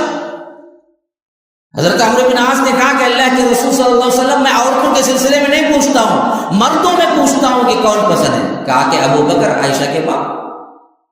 کوئی بولے گا جی مجھے سسرے بہت پسند ہے, بولا تو ماریں گے توڑیں گے چھوڑیں گے اسے کہ ابا بولنے گے مجھے کہہ رہے سسرے پسند ہے. ہاں سسرے ہی تو ہیں ابو بکر صدیق. کہا کہ عائشہ کے باپ مجھے پسند ہے. ہاں اس حد تک انہیں ان کی توقیر دی ہے. حضرت صفیہ بنت حوی بن اخطب یہودی خاندان کی تھی, خیبر فتح ہوا تو یہ آئی تھی. اللہ کے رسول صلی اللہ علیہ وسلم نے ان سے نکاح کیا. جب وہ واپس نکل کے جا رہی تھی, یعنی خیبر کے بعد مدینے کی طرف سفر ہوا, تو وہ جو بیٹھنے کے لیے گھوڑے میں بیٹھنے کی اونچائی جو ہوتی ہے نا جی, تقریباً یوں ہوتی ہے کہ آپ تقریباً ایک بڑی سی چیئر رکھ سکتے ہیں. گھوڑا بڑا اونچا ہوتا ہے تو گھوڑے پر لگام میں پاؤں رکھ کے چڑھنا ہر کسی کے بس کی بات نہیں ہوتی. تو جو شہر سوار ہوتے ہیں وہ چڑھتے ہیں, اور جن کو نہیں ہوتا ہے ان کے لیے الگ سے کیا کرتے ہیں, ٹریننگ دیتے ہیں اس کی.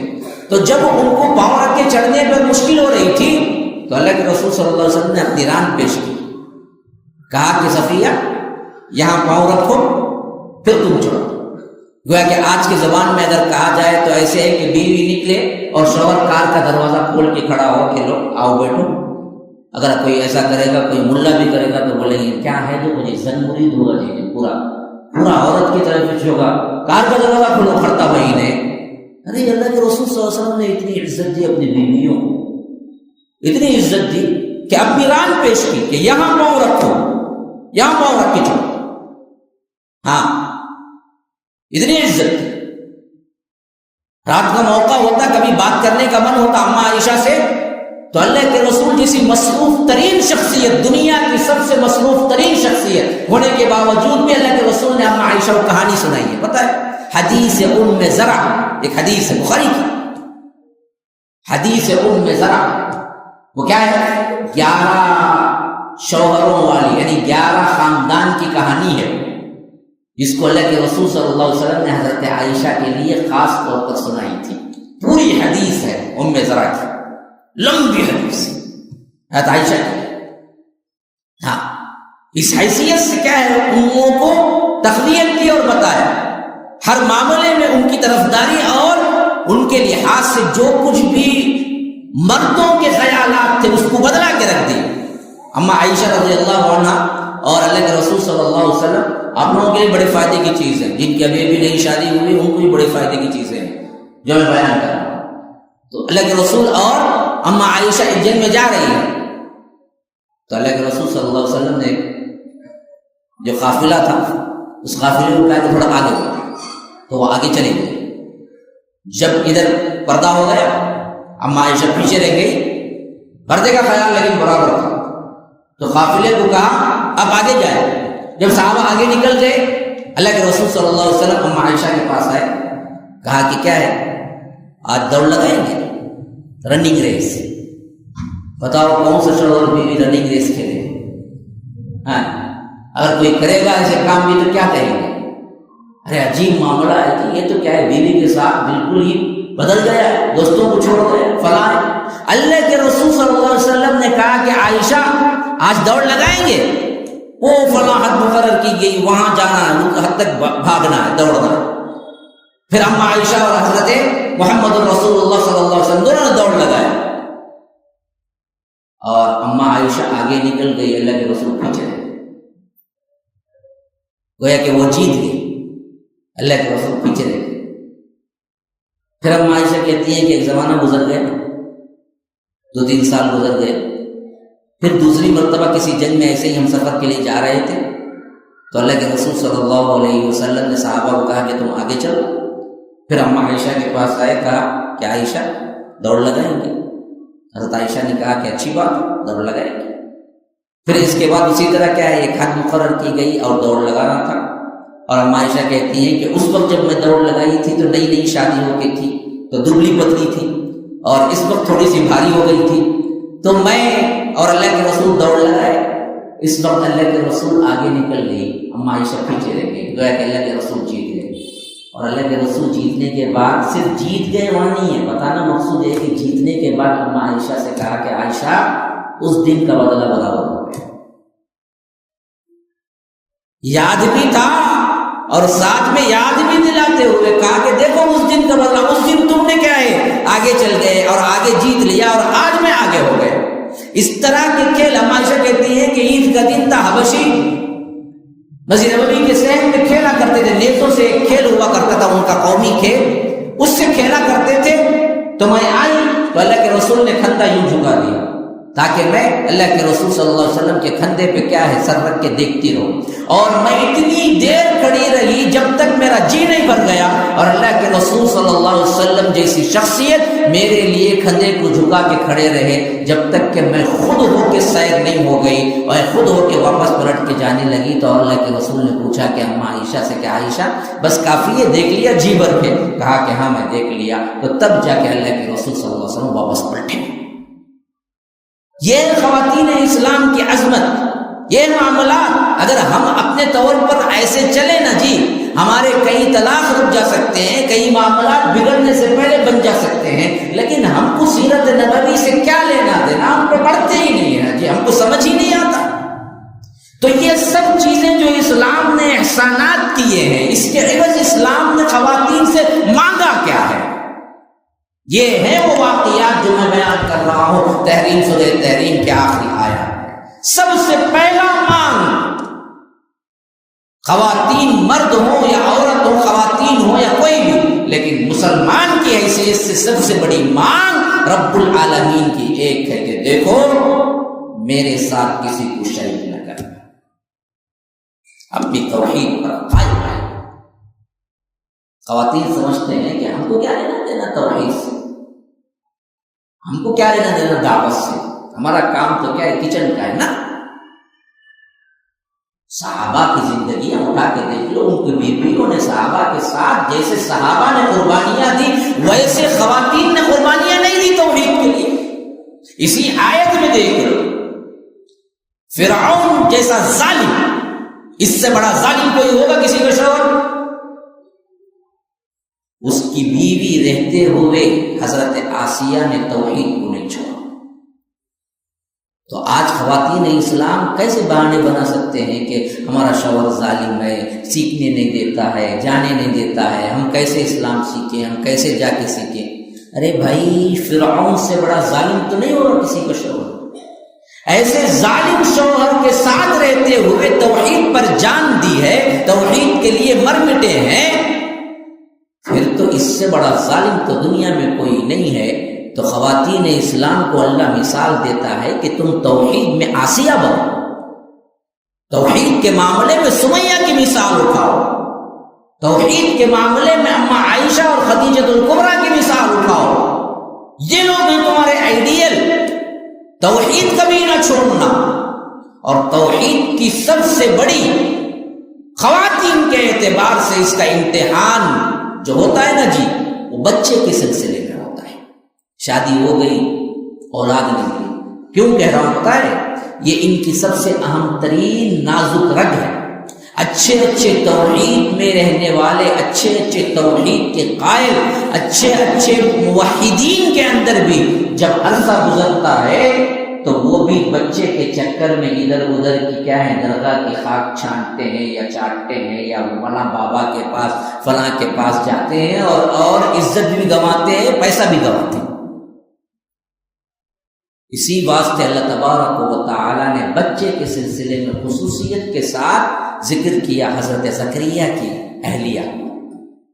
ہاں معمولی نہیں، دو ہیں اہم ترین واقعات جو کہ بچے کے سلسلے میں رب العالمین نے رکھا ہے۔ ایک ہے حضرت ابراہیم علیہ السلام کا واقعہ جو تقریباً ان کے 80 سال یا بعض روایتوں میں ہے کہ 120 سال ہو چکے تھے اور شادی کو بہت لمبا عرصہ گزر چکا تھا، اولاد نہیں۔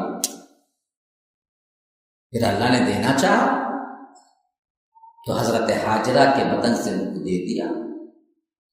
سارا پہلی بیوی تھی لیکن ان سے اولاد پہلے پہلے اولاد تو حضرت ہاجرہ سے ہوئی جو حضرت اسماعیل، پھر اللہ نے ان کو بھی اولاد دی جو حضرت اسحاق ہے۔ یہ دونوں دو الگ الگ ماؤں کے بیٹے ہیں، باپ ایک ہے ابراہیم علیہ السلام، لیکن حضرت سارہ سے حضرت اسحاق پیدا ہوئے، حضرت ہاجرہ سے حضرت اسماعیل پیدا ہوئے۔ پھر یہ دونوں کی نسلیں ہی الگ بن گئی، اسحاق کی نسل آگے گئی تو بنی اسرائیل بن گئے، اور اسماعیل کی نسل آگے گئی تو بنی اسماعیل بن گئی جن میں اللہ کے رسول صلی اللہ علیہ وسلم آئے تھے۔ لیکن یہاں پر جو چیز سب سے اہم ترین ہے وہ توحید کی بنیاد کو مضبوط ترین جس مرحلے میں خواتین ڈگمگا جاتی ہیں یا ڈگمگانے کا وقت آتا ہے، اس وقت یہ دراصل اللہ تبارک و تعالی یہ واقعہ قیامت تک کے خواتین کے لیے رکھا ہے کہ دیکھو کبھی مایوس نہ ہونا، اللہ تبارک و تعالیٰ کے پاس دیر ہے اندھیر نہیں ہے، مانگو تو صرف اسی سے مانگو، اللہ دے گا ضرور ضرور۔ کسی اور جگہ تمہیں جھکنے کی ضرورت نہیں ہے، نہ کسی قبر پر، نہ جھنڈے پر، نہ بنڈے پر، نہ کیا درگاہ پر، نہ بابا پر، کوئی اختیار نہیں رکھتا، توحید پر عزم کے ساتھ ٹھہرو۔ اس کا سب سے بہترین واقعہ تو حضرت زکریا کا ہے۔ کیوں؟ یہاں معاملہ اللہ کے رسول صلی اللہ علیہ وسلم کے نسل کے اعتبار سے حضرت ابراہیم علیہ السلام کو اللہ نے دیر سے اولاد دی، لیکن یہ کہیں نہیں آیا ہے کہ وہ بہت بوڑھے ہو چکے تھے اور ان کی بیوی بھی بانجھ تھی، لیکن حضرت زکریا کے سلسلے میں اللہ کہتا ہے دونوں ہی اس اسٹیج سے باہر نکل چکے تھے جس اسٹیج میں بچہ ہوتا ہے۔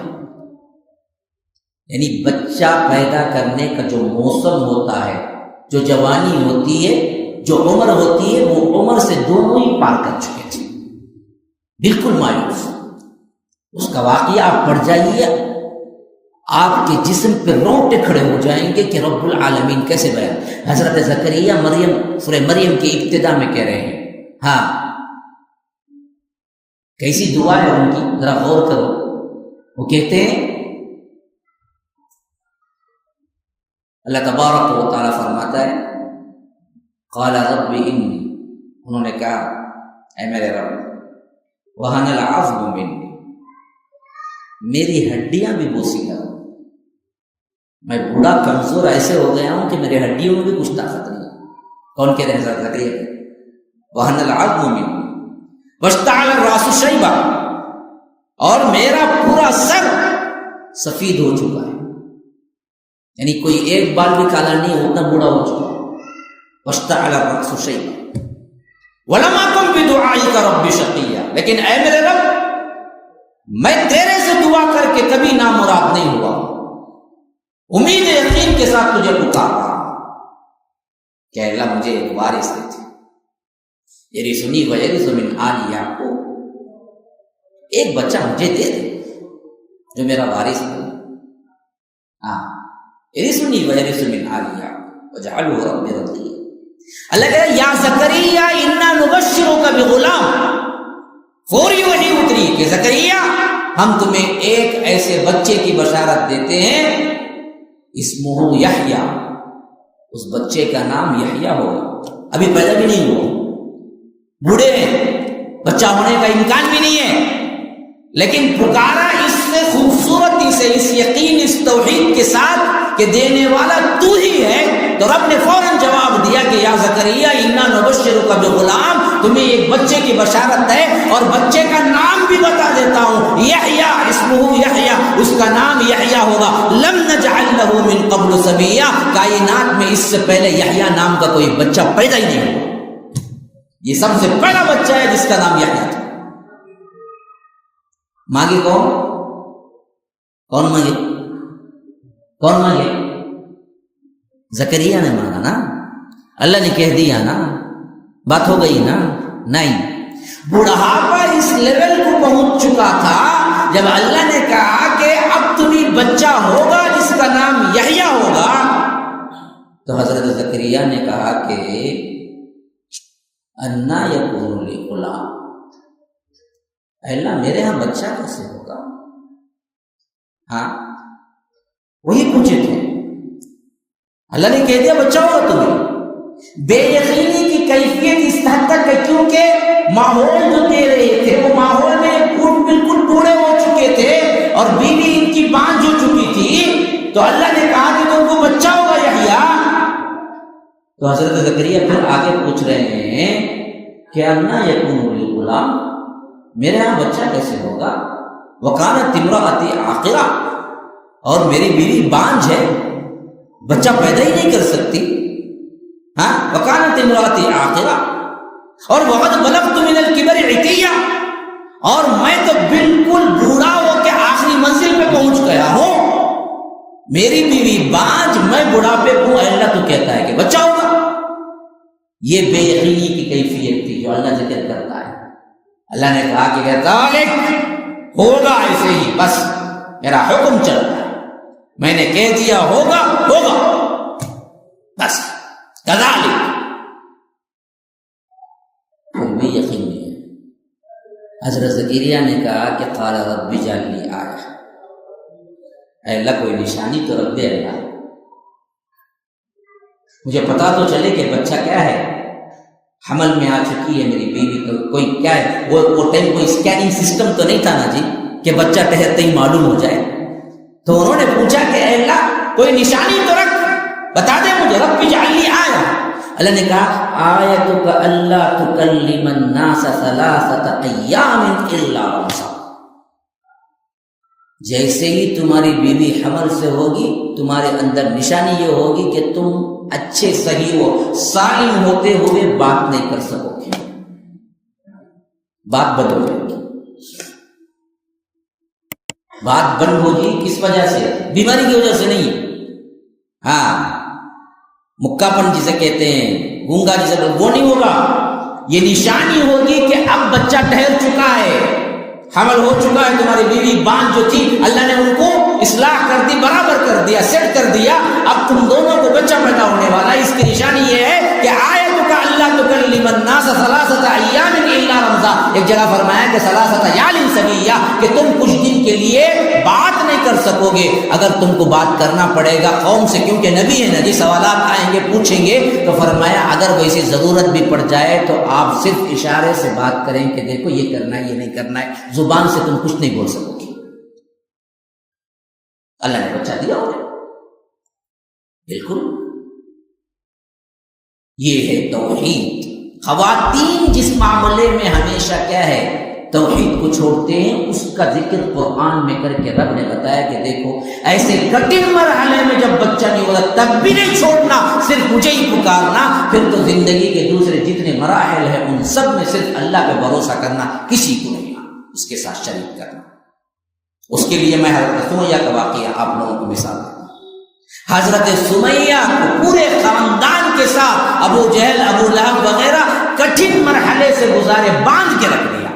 ابو جہل اتنا مارتا تھا اسلام قبول کرنے کی پاداش میں کہ حضرت سمیہ بے ہوش، نازک سی بالکل، خواتین میں بھی وہ جو کہ جن کی عمریں 60 کے اوپر پہنچ چکی تھی، ایک بڑھیا، اتنی طاقت کہاں سے آئی ہوگی میرے بھائیو؟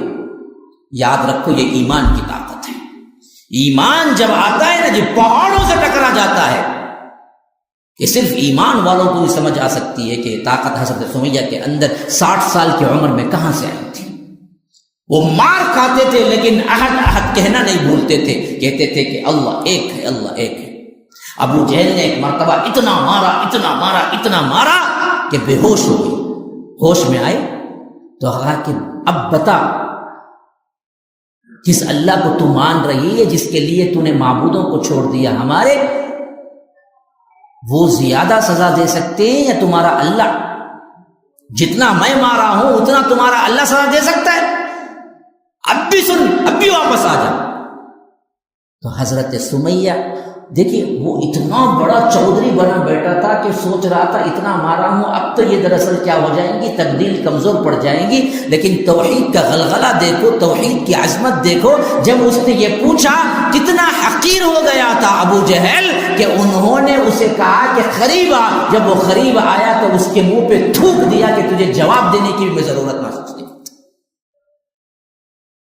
60 سالہ ضعیف العمر، توحید کی عظمت.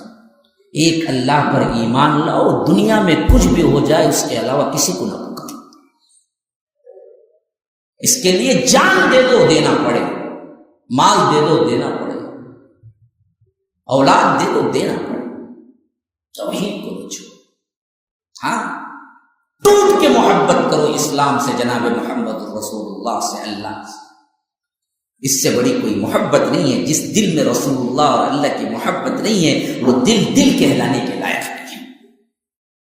خواتین اسلام سے میری گزارش ہے، اپنے دلوں کو ٹٹول کے دیکھیں. ہم پر یہ گزرا تو کیا ہم اسلام پر رہ پائیں گے؟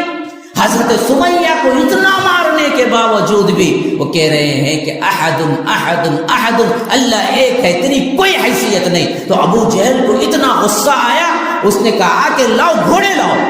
بعض روایتوں میں ہے کہ ایک مخالف سن سے ایک گھوڑا اور ایک مخالف سن سے ایک گھوڑا اور پاؤں کی طرف ایک گھوڑا اور اسی طرح کیا ہے دوسرے پاؤں کی طرف ایک گھوڑا اس نے رکھا چاروں طرف اور ہاتھ سے رسی سے باندھا اور گھوڑے کے ایک ٹانگ سے باندھ دیا، پھر دوسرے ہاتھ کو رسی سے باندھا، پھر گھوڑے کے ایک دوسرے ٹانگ سے باندھا، اسی طرح پاؤں کو باندھا، پھر گھوڑے کے ایک اور پاؤں سے باندھ دیا، پھر دوسرے پاؤں کو باندھا، گھوڑے کے ایک دوسرے پاؤں سے باندھ دیا. پھر اس کے بعد کہا کہ ان گھوڑوں کو مخالف سمتوں میں دوڑاؤ تاکہ حضرت سمیہ کے اعضا کے چھتیڑے ہو جائے.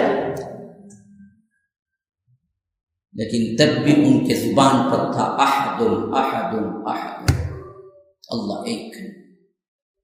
بازو سے اس بازو سے ہاتھ الگ ہو گیا، اس بازو سے یہ ہاتھ الگ ہو گیا، پاؤں الگ ہو گئے، ٹکڑے ٹکڑے ہو گئے. لیکن انہوں نے توحید سے منہ نہیں موڑا. آج ذرا اپنی زندگی میں نظر ڈال کے دیکھیں، خواتین جو زندگیاں گزار رہی ہیں اسلام کے لیے کبھی کوئی مشقت سہا ہے؟ کبھی کوئی ایک گالی سنا ہے؟ کیا کریں گے ہم؟ کیسے جنت حاصل کریں؟ احسب الناس ان یقولوا ان یترکوا آمنا وهم لا یفتنون. صرف ایمان لائے کہنے پر ہم تمہیں جنت بھیج دیں گے، تمہارا گمان کیا ہے؟ رب پوچھتا ہے. رب جاوید کا قول نہیں ہے یہ، سورہ عنکبوت کی دوسری آیت اٹھا کے دیکھو.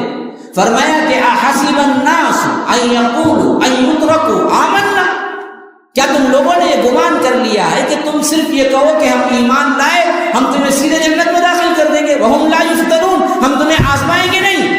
وَلَقَدْ فَتَنَّا الَّذِينَ مِن قَبْلِهِمْ، ہم نے اس سے پہلے بھی ہر مسلمان کو ہر قوم کو آزمایا تھا، تم کو بھی آزمائیں گے. یہ آزمائش جب تک نہیں آئے گی جنت کے مستحق نہیں بنیں گے. بتاؤ تمہاری زندگی میں آزمائش ہی نہیں تھی تو پھر جنت میں کہاں سے جانے کے حقدار بن گئے؟ یہ آزمائش ہو کے رہنا ہے، دین اسلام کے خاطر تن من دھن لٹا کے رہنا ہے. اسلام کا سب سے پہلا شہید نہیں ہے، اسلام کی سب سے پہلی شہیدہ ہے.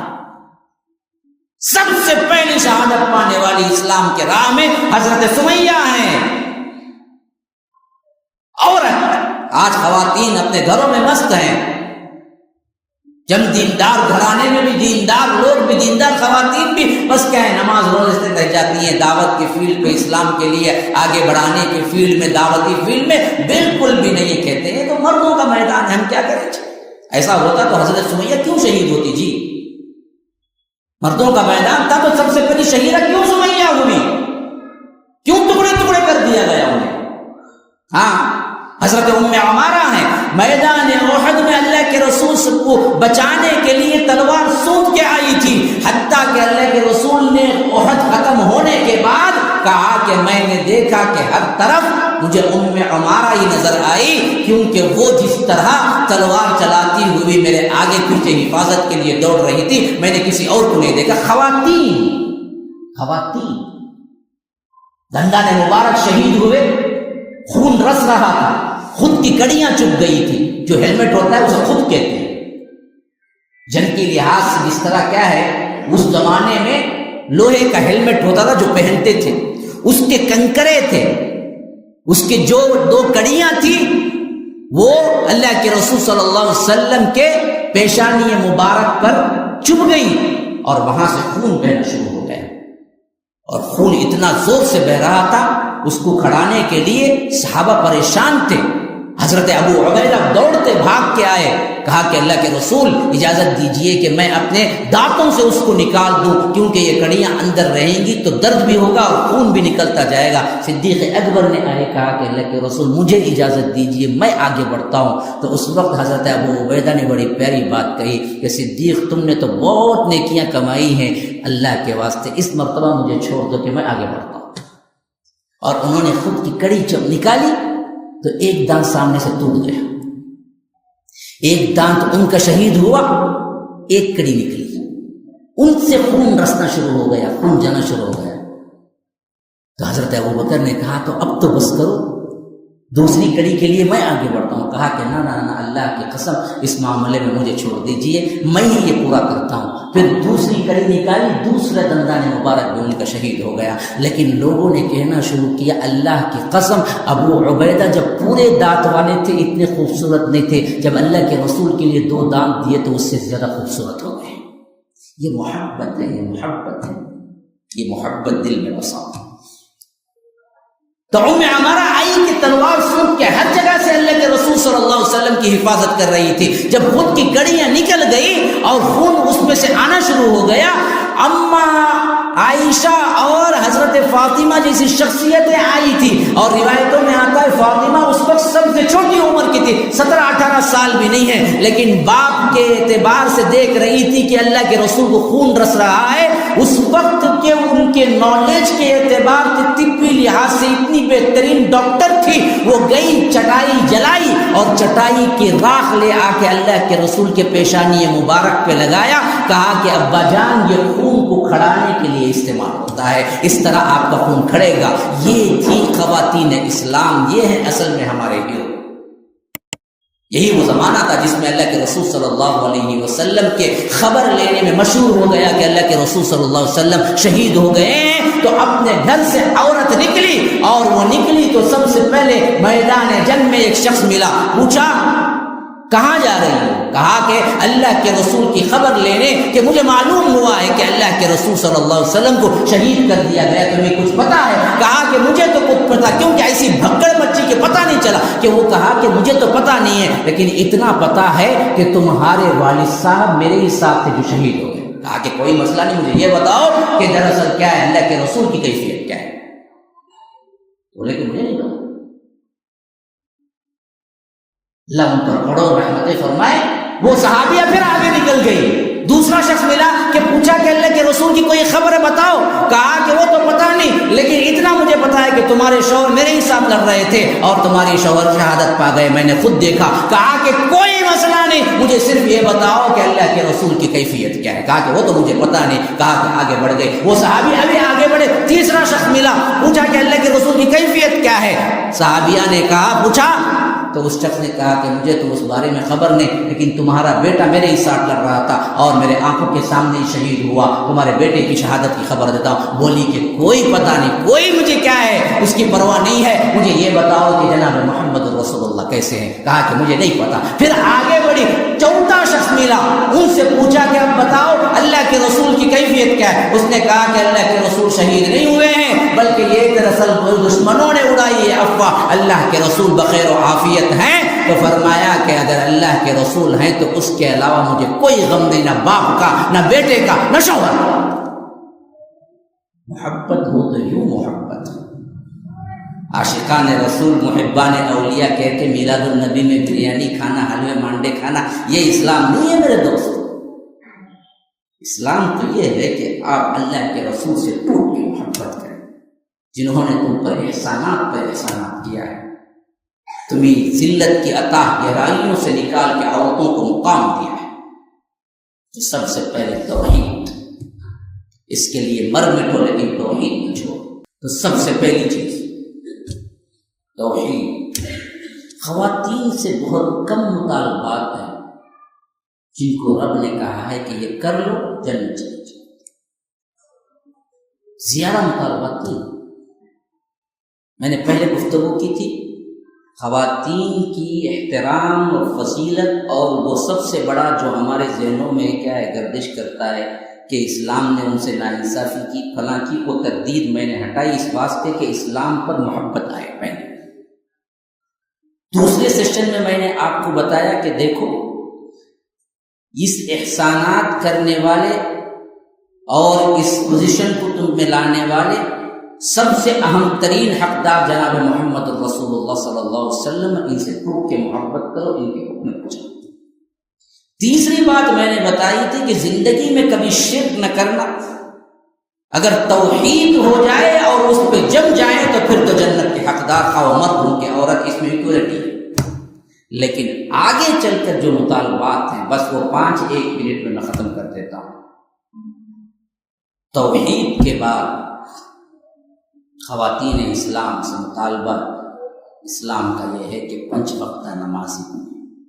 ہاں یاد رکھو، یہ سب سے اہم ترین چیز ہے۔ خاص طور پر شادی ہوتی ہے، بچے ہوتے ہیں، چھوٹے چھوٹے بچے ہوتے ہیں نا، اس وقت نماز بڑے آرام سے چھوڑ دیتی ہے عورت، کیونکہ اسے جماعت بھی فرض نہیں ہے، مرد پھر بھی کہیں نہ کہیں پڑھ لیتا ہے کیونکہ اسے مسجد بھی جانا ہوتا ہے۔ خواتین میں معاملہ، بچہ پیشاب کر دیا، کیا کروں گے صاحب، اس راستے میں نماز چھوڑ دی، ظہر چلے گئی، عصر چلی گئی، پکوان میں ظہر گئی، بچے کو دیکھنے میں عصر گئی، مغرب سلانے میں گئی، عشاء وہ سونے میں گئی، تو نماز ایسی ختم نہیں۔ صلت المرأۃ خمسہ، اسی لیے اللہ کے رسول صلی اللہ علیہ وسلم نے فرمایا تمہارے لیے بہت آسان ہے دین، توحید کے بعد 5 وقت کی نماز پکڑ لو تم۔ ہاں یہ ہے اصل چیز، نماز کو نہ چھوڑو۔ اور یہ بات بھی مسئلے کے طور پر کہہ دیتا ہوں کہ اگر آپ بچے کا پیشاب ہے تو اسے دھونے کی بھی ضرورت نہیں اگر وہ دودھ پیتا ہے، شریعت نے بتایا ہے، ہم کو پتہ نہیں ہے۔ بچی کا پیشاب الگ ہے، لیکن بچے کا اگر چھوٹا بچہ ہے اور اس کی غذا دودھ ہے، صرف ابھی دوسرا کھانا نہیں کھانا شروع کیا، ایسے وقت میں پیشاب اس کا کپڑے پہ لگ جائے یا پڑ جائے تو اللہ کے رسول صلی اللہ علیہ وسلم نے صرف کیا ہے اسے چھیٹا دینے کی، چھیٹے سے اپنے ہاتھ سے پانی کا چھیٹا دے دے، کافی ہے، نماز پڑھ سکتے ہیں اس میں۔ جی خواتین اسلام کے لیے یہ بہت اہم ترین چھوٹ ہے، نماز نہیں چھوڑو۔ ہاں اگر کپڑے پر لگ ہی جائے بچی کا ہو تو بھی اصل میں کیا وہ ٹکڑا دھونے کا ہے، یہ نہیں کہ پورا کپڑا دھونے کا۔ بعض لوگ کیا کرتے کپڑے نکال دیتے، اب کپڑے نکالیں پھر پہنے پھر دھوئیں، کہاں پڑھیں گے نماز، اسی میں نماز چلے گی؟ نہیں، وہ تو حصہ صرف دھونے کا ہے بس، پھر اس کے بعد آپ نماز پڑھیں۔ نماز کو کبھی نہ چھوڑنا، کبھی نہ ٹالنا۔ ہاں اس معاملے میں اس حد تک ہے کہ شوہر اگر اجازت نہیں دیتا ہے تو آپ شوہر سے الگ ہونے تک بات کر سکتے۔ ہمارے معاملات عجیب ہیں، ہم شوہر سے الگ ہونے کی بات کب کرتے ہیں معلوم کہ اپنی مرضی کی کیا ہے نیکلیس لے کے نہیں دیے انہوں، میں پوچھ رہی ہوں 10 سال سے اب تک انہوں نے مجھے سونا لے کو نہیں دیا، میں الگ ہو جاتی ہوں۔ یہ الگ ہونے کا کاز نہیں، کبھی بھی یاد رکھو۔ ہاں ہوٹل کو بلا لے کے نہیں گئے میرے ساتھ، تفریح کو کام بھی بلا لے کے جاتے نہیں، سنیما کو بلا لے کے جاتے نہیں، فلاں نہیں، اس واسطے الگ نہیں۔ الگ ہونا ہے تو کوئی ایسا شوہر ہے جو نماز سے روکتا ہے کہ نماز نہیں پڑھنا ہے تو یاد رکھو اس وقت تمہارے لیے جائز ہوتا کہ تم کیا ہے اس سے خلا لے لو یا طلاق لے لو، لیکن نماز نہ چھوڑو۔ لا طاعت لمخلوق فی معصیۃ الخالق، اللہ کی اطاعت میں کسی بھی اللہ تبارک و تعالی کی نافرمانی جائز نہیں ہے، کسی بھی مخلوق کا وہ شوہر ہو اور باپ ہو اس کی اطاعت نہیں کی جائے گی، صاف کہہ دیا جائے گا کہ نہیں۔ تو اسی لیے اللہ کے رسول نے فرمایا کہ وہ عورت جو کہ صلت المرأۃ خمسہ 5 وقت کی نماز پکڑ، وصام الشہر رمضان کے روزے پکڑ لے، ہاں واطاعت بعلها اور شوہر کی اطاعت کو لازم کر لے، بہت آسان مطالبہ ہے۔ 5 وقتہ نماز کو پکڑو، رمضان کے روزوں کو پکڑو، نوافل تمہارا اختیار ہے، چاہے تو رکھو چاہے تو نہ رکھو، لیکن فرض کو تو پکڑو۔ اور اس میں سب سے اہم ترین چیز شوہر کی اطاعت کو پکڑو۔ یاد رکھو کوئی عورت اچھی ہو ہی نہیں سکتی جب وہ شوہر کی نافرمان، لازماً شوہر کی اطاعت، سوائے وہاں اطاعت جائے گی جہاں پر اسلام کے خلاف کچھ حکم دے، ورنہ اسلام کی اطاعت میں اس کی اطاعت جی۔ ہاں، یہاں تک کہ اگر وہ کہے کہ نہ جاؤ اپنے ماں کے گھر، نہ جاؤ، کیونکہ اطاعت لازم ہے۔ شوہر کہتا ہے نہیں جی مجھے پسند نہیں جانا، نہ، اختیار ہے اسے۔ اگر وہ صحیح دیکھتا ہے، صحیح کھلاتا پلاتا ہے، ہاں بالکل خرچ اٹھاتا ہے اور ایمان والا مرد ہے، اور وہ کہے کہ نہ جاؤ نہ جاؤ، وہ کہے کہ دوستیاں چھوڑ دو، سہیلیاں چھوڑ دو، چھوڑ دو، کیونکہ اطاعت لازم ہے اصل میں شوہر کی۔ اس لیے فرمایا کہ اطاعت بعلا، شوہر کی اطاعت کرے وہ، حتیٰ کہ اللہ کے رسول صلی اللہ علیہ وسلم اگر تم تنور پہ بیٹھی روٹیاں بنا رہی ہو تب بھی شوہر تمہیں بلائے تو روٹی جلتی چھوڑو، شوہر کے پاس پہنچو۔ اطاعت لازم ہے، اطاعت۔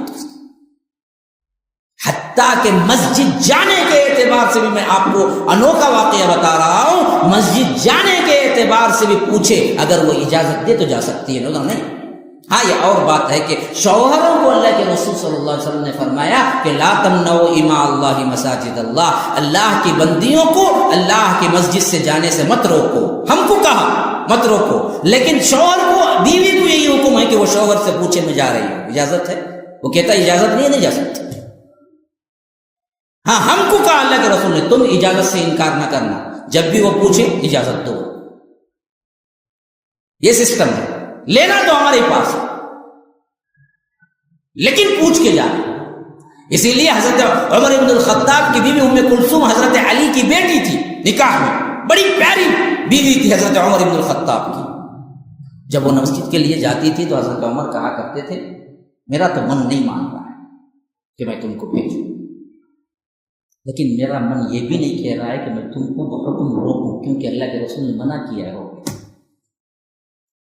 یہ بیلنس دیکھیے کیسے حضرت عمر امیر المومنین ہے، امیر المومنین کہہ رہے ہیں کہ مجھے پسند نہیں ہے کہ تم جاؤ، گھر میں پڑھنا افضل ہے، پڑھ لو، لیکن میں حکم بھی نہیں دوں گا کیونکہ اللہ کے رسول کی منع ہے کہ میں نہیں روک سکتا تم۔ تو حضرت ام کلثوم نے کہا کہ امیر المومنین آپ بھی سمجھ لیں، جب تک آپ زبان سے مجھے نہیں روکیں گے تب تک میں جاتی رہوں گی۔ یہ ہے حقوق کو پہچاننا ایک دوسرے کی، اور حضرت عمر نے کبھی نہیں روکا اور آخری تک وہ آتی رہی۔ حتیٰ کہ نوافل روزے میں بھی کیا ہے، شوہر سے پوچھنا ہے، فرض روزوں میں ضرورت نہیں ہے، لیکن نفلی روزہ، پیر کا روزہ، جمعرات کا روزہ، ہاں شوہر سو کے اٹھا، نماز فجر کو جا کو آیا، آؤ جی چائے بنا کو لے لگاؤ، تمہیں بھی پئیں گے، نہیں جی میں روزے سے، نہیں چلتا نہیں، پہلے پوچھنا پڑے گا آج میں روزہ رکھتی ہوں، اجازت ہے؟ پھر وہ بولے کہ ہاں جی رکھ لو، تب رکھنا پڑے گا۔ اطاعت، یہی چیزیں ہیں جو پکڑنے کی، توحید، نماز، روزہ، اطاعت، اطاعت بعلا۔ تو اللہ کے رسول نے کیا فرمایا؟ پھر تو اس عورت کو جنت کے 8 دروازے کھول دیے جائیں گے، تم جس دروازے سے چاہے جنت میں داخل ہو جاؤ۔ بڑے سمپل سے مطالبات ہیں، 4-5 وہ کر لو، پھر تمہارے لیے جنت کے 8 دروازے کھلے ہوئے ہیں کہ جس دروازے سے چاہے داخل ہو جائے۔ هذا وبالله التوفيق صلى الله وسلم على نبينا محمد، اسال الله لي ولكم ولسائر المسلمين من كل ذنب استغفروه انه هو الغفور الرحيم۔ MSLI TV، رہنمائی بدلتی دنیا کے لیے۔ الحسنہ یونیورسٹی، یہ ہے پلاٹ اس طرح، یہ 4 ایکڑ کی زمین ہم نے کیا یونیورسٹی کے لیے مخصوص کر دی ہے، پورے 4 ایکڑ، اور ادھر ہم نے 20 پلاٹ بنائے ہیں، صرف 20 پلاٹ۔ یہ بہترین اپرچونٹی ہے ان لوگوں کے لیے جو دنیا و آخرت میں فلاح چاہتے ہیں، ہاں واقعتاً، کیونکہ اس کے بعد جب یونیورسٹی آ جائے گی اور اس کے بعد اس کی قیمت یا اس میں ہم چاہ کے بھی جگہ نہیں دے سکتے، لیکن اب ہم نے اس کے لیے 20 پلاٹ بنائے ہیں اور ہر پلاٹ 21 سینٹ کا ہے، یعنی 9,200 اسکوائر فٹ کا ایک پلاٹ ہے، 9,000 تقریباً 4 گراؤنڈ بنتے ہیں۔ اس میں کیا کیا ہم دیں گے آخری صفحے پہ، اس کے اندر ہم مسجد لائیں گے پلاٹ خریدنے والوں کے لیے، اور ساتھ میں جدید ٹیکنالوجی کے جو ضروری اشیاء ہیں جم وغیرہ وہ بھی لائیں گے، اور اس کے ساتھ ساتھ اس کے اندر ایک کلب ہاؤس ہوگا، ایک نساء کے لیے، عورتوں کے لیے الگ سے بیانات کے لیے ان کے لیے الگ سے ایک کالج ہوگی، اور اسی طرح مردوں کے لیے کالج ہوگی، کلیے مختلف ہوں گے، ان کلیات کو جوڑ کر یونیورسٹی لیول تک پہنچے گی یہ، اور انشاءاللہ العزیز اس کے ساتھ ساتھ 24 آورس 24/7 سیکیورٹی کا انتظام ہوگا، اور سوئمنگ پول ہوگا، اور اس کے ساتھ ساتھ آپ دراصل گارڈننگ وغیرہ کرنے کا شوق ہے تو آپ اپنی زمین میں گارڈننگ کر سکتے ہیں، کیونکہ 10,000 اسکوائر فٹ ملتا ہے، تقریباً آپ اس میں سے 1,000 یا 2,000 یا 3,000 بھی آپ اپنا گھر بنا لیں،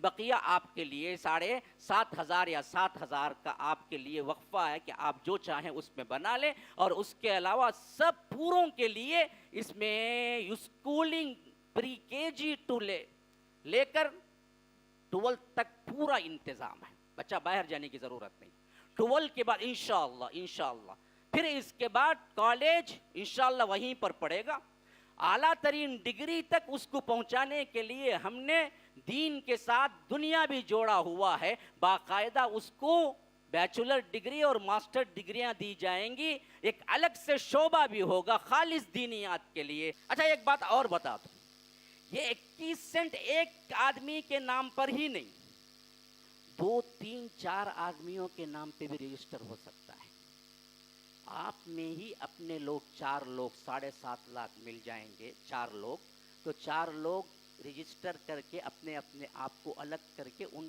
کی اپنی زمین بن جائے گی، یہ بھی ہو سکتا ہے، ایک ہی آدمی خریدنا ضروری نہیں ہے، 4 آدمی مل کے بھی خرید سکتے ہیں، 6 آدمی مل کے بھی خرید سکتے ہیں، اس طرح ہم نے دراصل یہ 20 پلاٹ جو کیے ہیں، اگر اس کو 4 لوگ خریدیں تو 80 گھر آباد ہو جائیں گے یہ ٹاؤن شپ کے اندر۔ یہ اعلان عام ہے، آپ جو کوئی بھی کرنا چاہتے ہیں، اس میں ہم نے کیا کیا، EMI بھی رکھا ہے، اگر کوئی 30 لاکھ دے کے خرید نہیں سکتا، 6 مہینے میں بانٹ کر وہ 6 لاکھ روپئے بھی دے سکتا ہے، کوئی مسئلہ نہیں، آپ لوگ اس کو غور کریں، جو چاہیں ہمارے ریسیپشن آفس کے اندر سے آپ لے لیں، جن لوگوں کے لیے ضروری ہے، اور جو لوگ اس میں انٹرسٹڈ ہیں وہ دراصل اپنا نام لکھوائیں، یا جو نمبرات ہیں ان نمبرات پہ آپ کانٹیکٹ کر سکتے ہیں۔